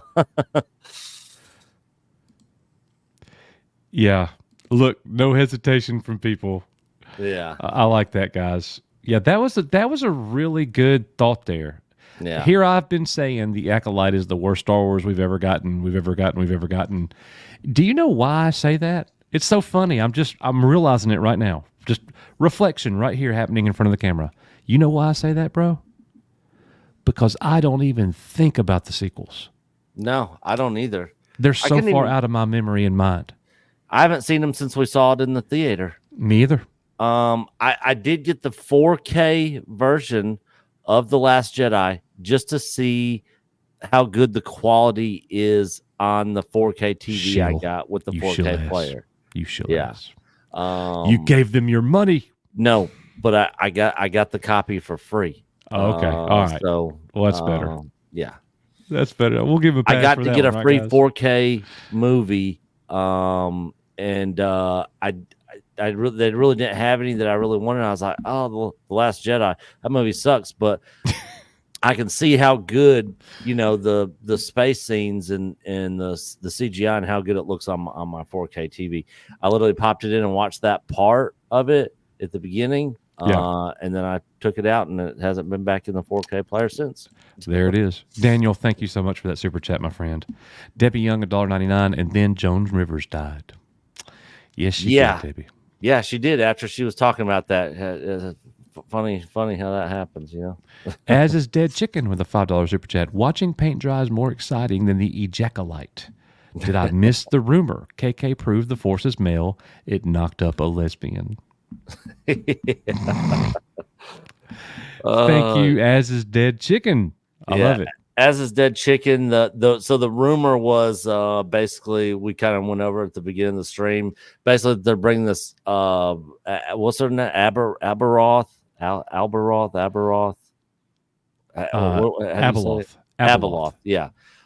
From Legends into this. And that she's still going to be around during Ahsoka season 2. Luke's going to end up being the one that's going to, come and kill her and stuff. That's kind of the rumor. So they're trying to bring some legend stuff into it and try to get people excited about this nonsensical garbage that they're giving us. But we'll see. We'll see who it works on and who it doesn't. It's not going to work on me. By the way, did you like the Green Mile? Oh yeah, I thought it was good. I thought it was fantastic. Yeah. And you know what? Sometimes characters are created to hate that character. You're intended to hate that character. Oh, that one guy, I hated that guy in that movie. Percy is one of the most hated characters I've ever seen in a movie. Yeah. And he's the guy that married that little 19-year-old supermodel girl in real life. I can't remember. It was a mess. Really? Yeah. Then she was cheating on him and left him. And I was but he was 30 years older than her. It was crazy. But anyways, I don't know. Just side story, I guess. Thank you, As is Dead Chicken. We appreciate that very much. Lou with a $10 super chat. Thank you, sir. Star Wars Theory spoke a few days ago in New York with the one and only Jedi versus Sid duel master, Nick Gillard. And he gave his opinion on the supposed best lightsaber duel in the Acolyte. Sadly, he said, the best lightsaber duel is the Acolyte? Is that what he said?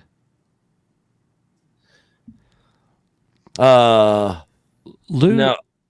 So he talked about it, and he talked about I know that they were together and that Theory did a video with him, but I did not watch it. Yeah, I watched it. They're eating breakfast. They're walking around Central Park. He was telling stories about how him and George Lucas got in a big, huge blow-up fight on set. Basically went to lunch. Rick McCollum basically got him in between them and was like, "Come on, guys!" And then they ended up, being nice to each other and kind of kissed and made up. So he didn't say that the Acolyte had the best duel. No. Okay. No, he was talking about what was wrong or what wasn't realistic or something about said he hated it. Yeah. He was going into detail about it. It was 7:00 this morning. I actually fell asleep listening to it. So Darcipio, Coach, a lot of fans of The Rise of Skywalker say The Rise of Skywalker is worse than The Last Jedi because they brought Palpatine back and destroyed Anakin, bringing balance to the Force. I agree. To me, The Rise of Skywalker is just the perfect second part to The Last Jedi. And they brought JJ back and he did the same crap he did in The Force Awakens. Let's make it bigger, grander. With that huge fleet, all the stardust. It was he's like, it's like he went into the room and was like, I don't want to see any sky on this. I want it to be completely covered with ships. Yeah. It's dumb. It's so dumb, with them rising up out of the ground, they're built on a planet. Yeah. No, they're built in shipyards in space. Right. So, our big supporter here, our new fan, Ollie G, to get mad at the witches making life is like saying one religion has the only key to God. I don't know how. Making life is like saying... I don't... are they going to explain? Oh, I guess he's talking about the Force in this sense. I don't know. I mean, I don't know. We still don't even know how they were created. Two women making a baby just doesn't make sense. Yeah. It just doesn't make sense. I don't care what galaxy you're from. And one religion has the key to God. Every religion thinks that theirs is the key to God, that theirs is the right way. You know, the religion that Nick and I claim and follow, that's what we believe. So, not trying to make anybody anything, but that's what we believe, right? Yeah. You better make sure you get. There's only one correct answer. They can't all be true. You better make sure you got the right one. The right one picked out before you leave this planet. Yeah. That's real talk right there, guys. Yeah. Star Wars. This is supposed to be the fun stuff. Yeah. So, but Lou, thank you so much for that super chat, man. Appreciate that very much. Our friend, the knee pain. The knee pain. What's up, Coach, knee pain? how could you be so obtuse? I thought we were friends. Golly. I'm doing my best, brother. What did you say to me? Yeah. What did you call me? Obtuse. I'm doing my best. So, crazy, man. Thank you, brother. And he did a good job reviewing the interview. And look, everybody. Oh was yeah, like, I watched that today. Yeah. Everybody was like, in the comments, what does knee pain think about Agent Callus? We should get those two to. Well, funny you guys say that because they chit chatted for because a minute. knee pain came in the interview. You didn't get to see it because we couldn't show that part, but they did get to hang out for a couple minutes together and chit chat. So pretty cool there. And Agent Callus is going to be coming. So he's free this Thursday and this Sunday. After that, he's not going to be free for quite some time. So we got to either do it this next Thursday or this next Sunday. Thursday is the 4th. So I'm guessing there's probably not going to be a whole lot of people online. A lot of people are going to be with family out doing fireworks. So maybe next Sunday, Coach, probably better time to do that. Maybe knee pain can join us Sunday evening. Next Sunday. I don't know. It just all depends. Yeah. Not sure, but we could definitely look into it. Yeah. Definitely look into it. Hey, Jarrett, good to see you, brother. I'm gonna go refill my drink. I'll be right back. Okay, go ahead. I'll keep doing this. Y'all keep it coming, guys. Everybody's chit chatting with our friend Ali G. What's he saying in there? Oh, I don't know. You guys are gonna. Oh, saying Christ is king is like saying the Jedi or Sith way of the Force is king. The point of the witches was to show other believers. I think you're going a little too deep and literal with it. Remember, we're talking about fantasy. Followers of Christ wouldn't think that that's fantasy. So one is fiction, one is not. Even though to some people, I'm sure it's fiction. That's just what, not trying to get into all that. We're definitely not going to agree with that stuff there. But hey, let people think what they think. It doesn't matter what galaxy you live in, though. It doesn't make sense when two women make a girl or, a baby. It's just, what are we doing? What are we doing? Are there other Force users? Yes. Should the Jedi be looked at as bad? No. That's what Star Wars has done. Obi-Wan Kenobi made them look great in the original trilogy. From 1977 all the way until the prequels. The Jedi were never thought of the way that they are now. As imbeciles, stupid, corrupt even, too high and mighty, and the Acolyte has not helped in that regard. So there's this movement against Jedi trying to make them look like the good guys. It's just crazy. That's one thing about Star Wars that's changed a lot. Thank you, Knee Pain, for sending that in, my friend. Jerome with a $5 super chat. Defenders of Disney Star Wars, don't try to understand your side. You guys invite people who like it to come and talk, to explain why they do. No takers so far. I know. No echo chamber here. Look, guys, you guys see it. We got 550 people here in the live stream right now. We have had a gentleman in here trolling me the entire time. Junkman eventually gave up and left. but my man here has been trolling me the whole time. It's all good. I hope, aren't you glad that I didn't like ban him or put him in timeout? Because y'all get to like engage with him, and I think you're enjoying it. Don't let somebody's comments like make you not, enjoy the show. Ollie G, we could bring back the call-in show. Yeah, chat, that's a great idea. Ollie G, would you like to call in Echo Base Network right now? We'll have a call in with you right now tonight. I think the chat would like that. If you want to call in and be live on the air and chit chat, I will give you that number and we could do this. So I will wait to hear back from you. Stephanie Janisek would have already banned by now. Yeah, in seconds. He would have gotten one comment in. Oh, my goodness. Coach, I'm in the process of creating an animated, funny fan film of the original Starbuck from Battlestar Galactica running across Luke Skywalker in a galaxy far, far away. I think that's going to be awesome. Please send us that. I would love to see it. Very cool. They're calling for you, man. They're calling for you. Here, let's see if he replied.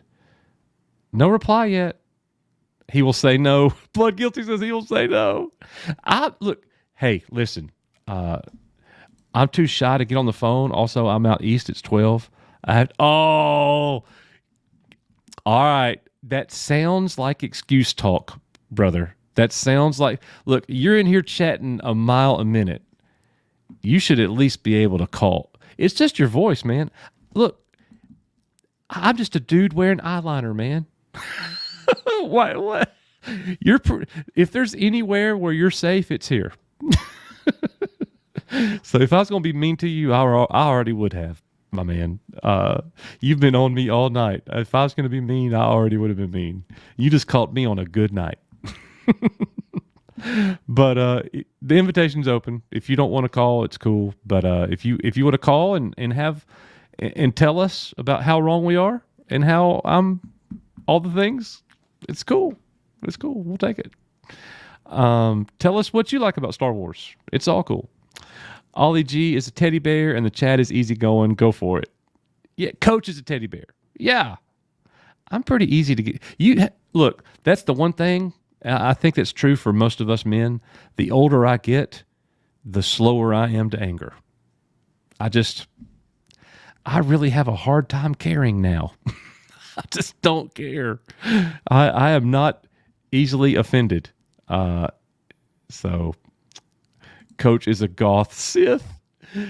Coach is a teddy bear, but he does have teeth. I do. Coach is an easygoing person. Thank you. Nut up or shut up. Ollie G. Oh, that's great. That is great. Oh, man. Night, night, sweetheart. Wisdom with time. I appreciate that. I think that's what it is. I think that's a natural thing that most of us go through.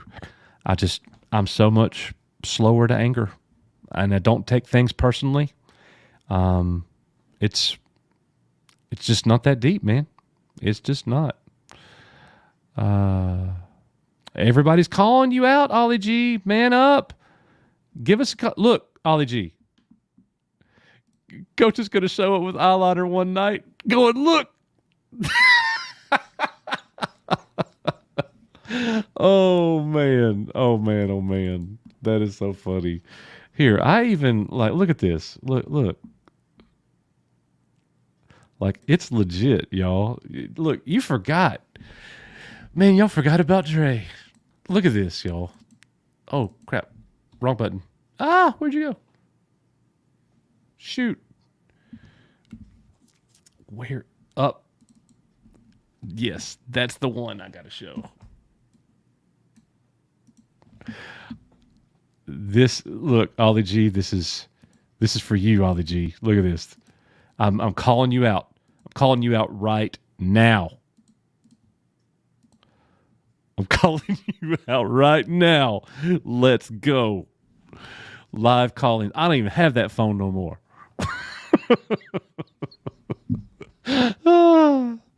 Oh, listen, I'm not here to prove anything, but you guys are exaggerating the flaws of Acolyte. It's cool. It's not that bad. Look, man, it's all good. We're not the people that say you can't like it. If you like it, we're glad you like it. It's all good, bro. It really is. I don't understand how people like it. It doesn't feel like Star Wars to me, but hey, all good, bro. Look, Nick, I said, come get it. I was watching. Yeah. Come get it. But yeah, he's. Go ahead.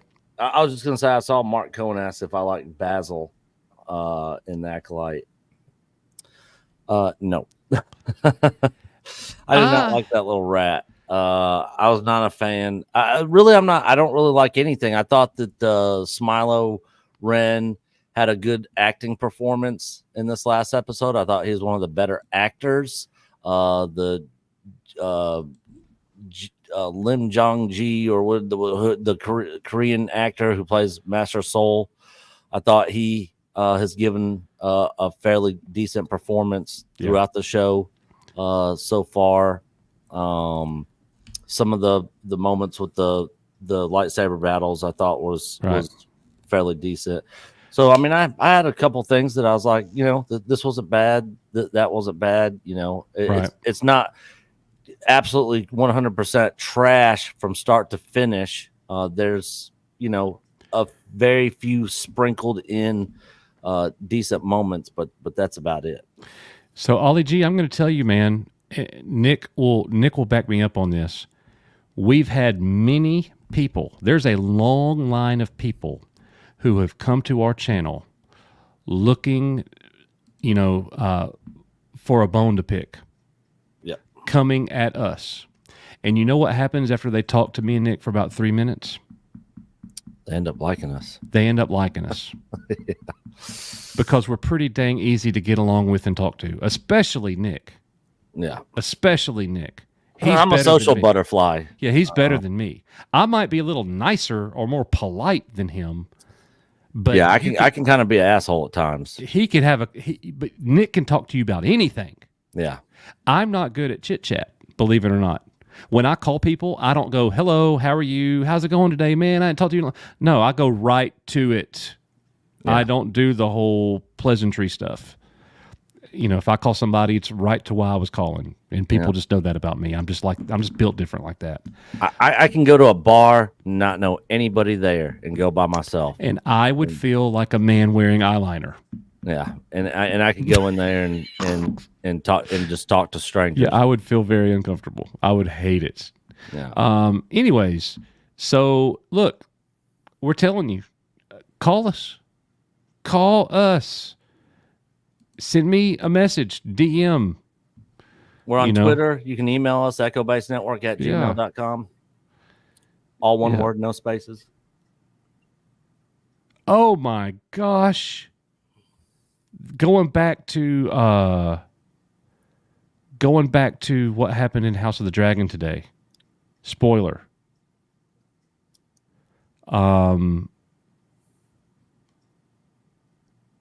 Where'd it go? When you guys suggest man-on-man BJ and I get Cinemax slop. All right, John. He was probably talking about what I saw on Twitter. Oh, okay. Yeah, he was probably talking about what I saw on Twitter. I was like, I don't. So for those of you who came in late, there was a BJ happening, plain to see. You could see everything. Yeah. On House of the Dragons episode tonight. Oh, I was shocked. I couldn't believe they were showing that on HBO. I don't know how they got away with it. I really don't. Unless it was a fake penis. I don't know how they got away with it.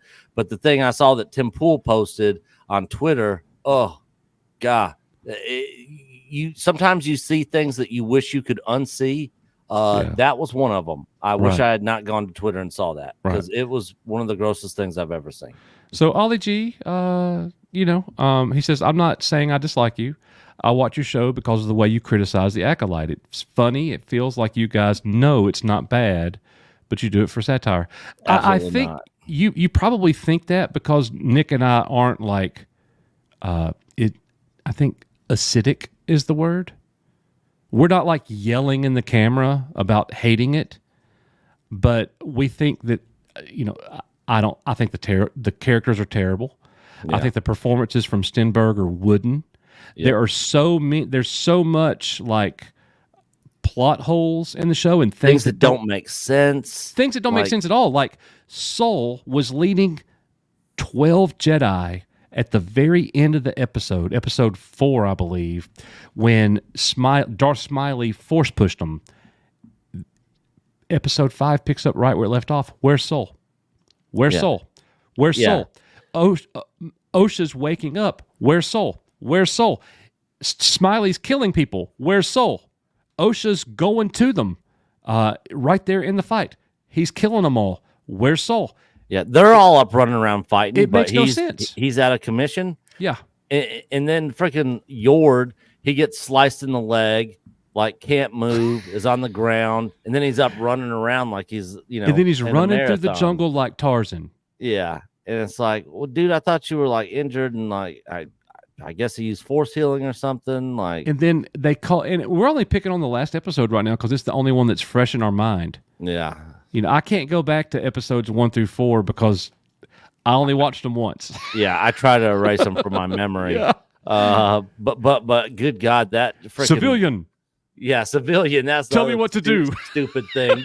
They call her Osha the whole show, and then they're like civilian. I'm like, what? Where did this come from? But that stupid lesbian witch chant, the power 1, power 2, power many. Oh, that was the worst. That whole thing, with them like waving and flailing around, and I was just like, oh, God, it is terrible, terrible. Yeah. It is just not good. It is not good. No, it's but if not. you like it, good for you. And we man. can keep on talking about how bad it is. Like, I would say that the majority of Star Wars fans had no idea what cortosis was last week. Yeah, I and comments. I knew nothing about it. There's nowhere in any type of literature that says that cortosis is can be used like Magneto's helmet, where they could block somebody reading their mind, which, by the way, shouldn't be happening in Star Wars either, as far as I'm concerned. Not for if us Jedi old could heads. do that the whole time, good Lord, man, you might as well go remake the whole mystery solved. No problem. Prequels, original trilogy, go rewrite all those if Jedi can do that. If he could read people's mind, Luke would have killed Kylo Ren if he could read his mind. Yeah. I think. And then Soul, he has the ability to do this, and that's why he won't take his helmet off. But then May is dressed up like Osha, but he isn't reading her mind and doesn't know her thoughts. Well, because it's probably got to be like some active force ability, like they got to turn it on to be able to do it. Yeah, that's just what I'm gonna, imagine. So the whole thing about the cortosis helmet blocking, being able to read their mind, that was canon. That was changed by StarWars.com this week. Yeah. That's where it was canonized. Yep. So, look, okay. But I'll say this too, it's like, even not knowing what cortosis was when we watched the episode, it was so stupid to see lightsabers being turned off and on so many times throughout the episode. Yeah. I would say that I saw more lightsabers being turned on and off in this episode than I saw throughout the original trilogy, all 3 movies. Yeah. How many times did a saber come on, Nick, in The Empire Strikes Back? Or or the original Star Wars movie? Not very many times. Handful. You see it ignite and you see it go off. Psh, not much. And in this show, it's like every 5 minutes, sabers are going on and off because it's so cool, right? Leslie Heflin's like, look, Star Wars, y'all. And I got a saber in the corner that you can twist it like that, and it ignites. So that's why I did the twisty thing. So sorry. I don't know. That was a major downer, dude. Yeah. We just relived the episode. Darth Maul's lower half has become our latest YouTube member. Thank you, sir. Darth Maul's Appreciate lower you half. very much. Steve Owen sends in a $5 super chat, but Steve didn't type the message. Steve, we're looking at the chat right now. If you will type whatever you meant to send for that $5 super chat, we'll be glad to highlight it and talk about it, Steve. Nick, if you'll help me with that. Yep, Let's see if I'll we can keep an eye find on that. it. Yep, I'm looking. But wasn't that explained as a fighting style designed to deceive and beat unorthodox? I'm not sure what we're talking about there, but I will say, Ollie G, some of the fight moments, some of the action that we got was pretty good. As a matter of fact, I'll say that the first half of the stranger fighting in the episode was really good. It didn't really make sense to me how he ran out of steam the way that he did. Yeah. Like he was just running through and he had so many moments where he could have killed anybody he wanted to. He could have killed Sol. He could have killed May. He could have killed Osha. And he's sitting there talking about wanting to kill May, and he doesn't. You know, and he's chasing her through the woods, gets her, has her, doesn't kill her. Yeah. He injures a Jedi and leaves the injured Jedi on the ground to go and pursue through the jungle, and he just has to turn around and fight that Jedi again in 5 minutes when he could have killed him. Like stuff like that just sticks out to me. It's poorly written. Yeah, so many dumb moments and stuff. It's just like, oh, really? Like, this doesn't make sense. And it's not stuff that we're like trying to find. Like, this is stuff that like just stands out like a sore thumb. Like, this doesn't make sense. This is dumb. Yep. Lots of plot armor. If you notice plot armor, then it's junk. I agree. Yeah. I agree. And you know, this whole thing that this was supposed to be like a mystery thing. The mystery killer, we knew from the get-go who the killer was. The mystery of who the Sith is we already figured out by the 4th episode. Oh, dude, what about him floating down like Mary Poppins? How dumb was that? Yeah, because he was just kind of sitting up there, you know, behind, and then it just comes floating down, and I'm like, when could Sith float? When did this happen? Every new bad guy just makes Darth Vader look so less.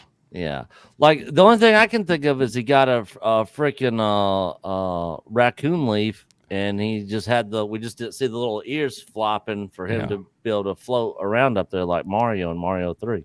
So, all right, you know, there was that whole ironic moment that when we watched the last episode, we called the Jedi that we saw, we called them, there's that actually episode 4, their whole journey, when they got to the planet and they're going to find Kelnaka's house or whatever. Just walking and talking. What did we call them? The red shirts. We called them red shirts. Yeah. What did the writer call them? Red shirts. We didn't find that out until after we did. Afterwards, yeah. Okay. But it was just obvious. Like who are these Jedi? Oh, it was obvious. They're going to die. All right, so here's my question. When have you ever seen red shirt Jedi in Star Wars? I never have. I guess you could say Attack of the Clones. I wouldn't call them red shirt Jedi. When all the Jedi appeared, you know, and a lot of them died. I mean, that's really I think the only argument that you can give for that. But look at who was there. Luminara was there. Yeah. Mace was there. Ayala Secura was there. Ki-Adi-Mundi was there. Yeah. I mean, yeah. They Yoda, were all Obi-Wan, there. Anakin. They were all there. Yeah. You know what I'm saying? Yeah. So that wasn't like red shirts. Yeah. This is the only time I've ever seen red shirts in Star Wars. Yeah. Yeah. With When Jedi. you put it that like that, I see what you're saying. Yeah. Yeah. It's just it's dumb. So some people are disagreeing with me. That's cool. Grifter 23X. Sorry, Coach, you're wrong on that one. I've just never seen them as red shirts in anything until this. Yeah. I'm with Nick on this though. I'm not sure. Okay, yeah. With the Attack of the Clones, that's the only thing that could be close. Yeah, I can see an argument being made for that. But I still wouldn't call that's them about that. it. They're all. They can't be red shirts. Well, I mean, I guess, but they're all there. All the Jedi. I don't know. It's just crazy. But these guys, there was something else I was going to say too, and I can't remember what it was. It was a good point too.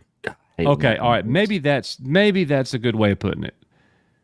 They are, but not the same level of red shirt. I remember what my point was going to be. Which point? When they were walking, the walking journey of episode 4. 2 movies that get walking journeys correct: Kroll and Fellowship of the Ring. They are walking and talking, and stuff actually happens. The Dark Crystal. The Dark Crystal, yeah, yep. That's another good example. It's a journey. They're going on a journey. I understand it's a 20-something, 28-minute long episode, but it was $180 million. Where did that money go? Because I ain't seen it in any of these episodes yet. Stand By Me.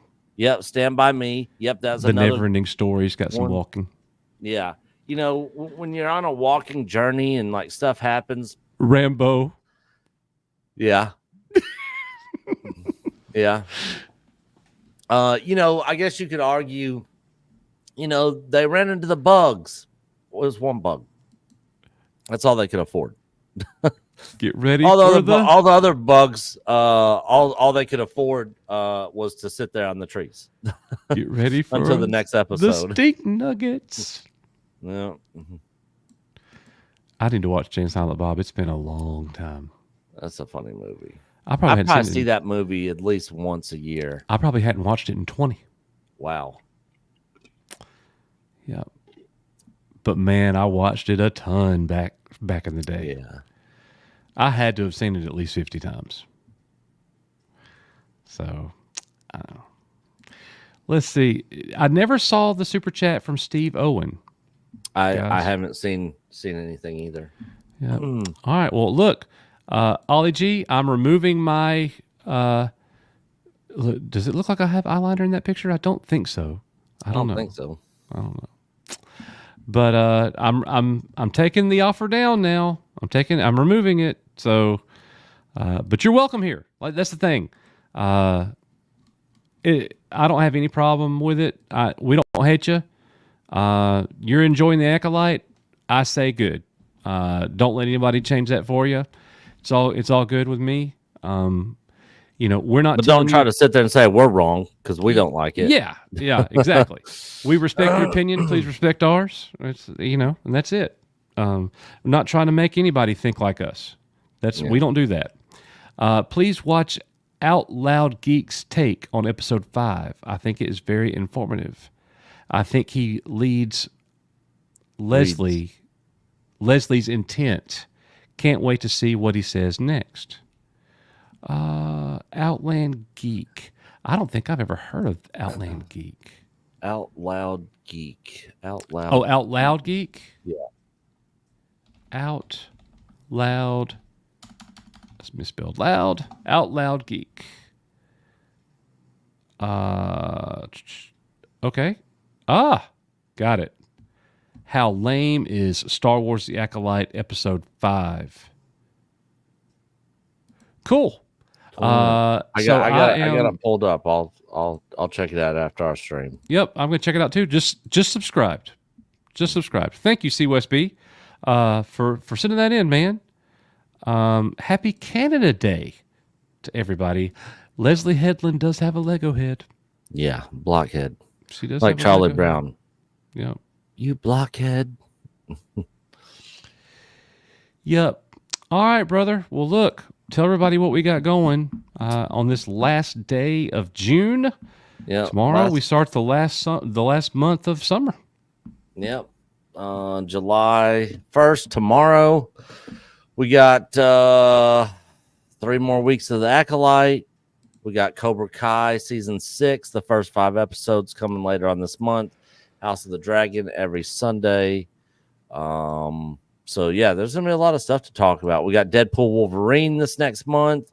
We got Agent Callus, which if you guys have not watched our interview with the ex-Disney employee, a high-level access Disney employee. This isn't like a janitor at Disney. This is somebody that was there for a long time that worked directly with Eisner, Bob Iger, executives, was in the administrative building, worked with all the different departments. That interview is on our channel. So if you just go to Echo Base Network, it's the last video that dropped. He is going to be coming back to the channel to answer questions and talk to everybody in chat. So stay tuned for that. Me and Coach will be on Film Threat with Chris Gore and Alan Ing for Versus tomorrow. I will be a little bit late because my work meeting starts at the same time that they start the show. But it's my Monday meetings are pretty short, so I won't be late, but maybe 10 minutes. So we will be on Film Threat with them tomorrow. Of course, Tuesday night, Acolyte. Tuesday, Mr. H reviews. I'll be over there. Wednesday night, Doomcock. Thursday night, live stream for us. And then Friday, EBN cast. Yep, sounds great. We'll keep rolling out the videos. We didn't make a video today because one, I didn't really get an opportunity to do one with Nick. There was one worth doing. We talked about tonight, right? Well, we were going to cover the Abeloth Luke thing, and we still might do that, Nick. Yeah. We still might do that one.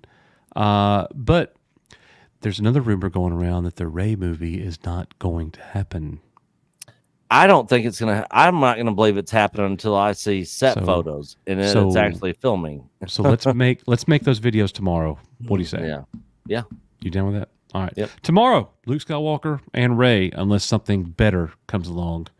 Those will be 2 videos that we come out with. So if you don't mind, please go and check those out tomorrow, guys. We appreciate it very much. All the love and support you guys give us. We love you guys. We really do. We got the best community on YouTube. Thank you. Venger $4.99. I'm frightened to go to sleep. Eamon's full frontal winky is wasted in my mind. It's my birthday on Tuesday.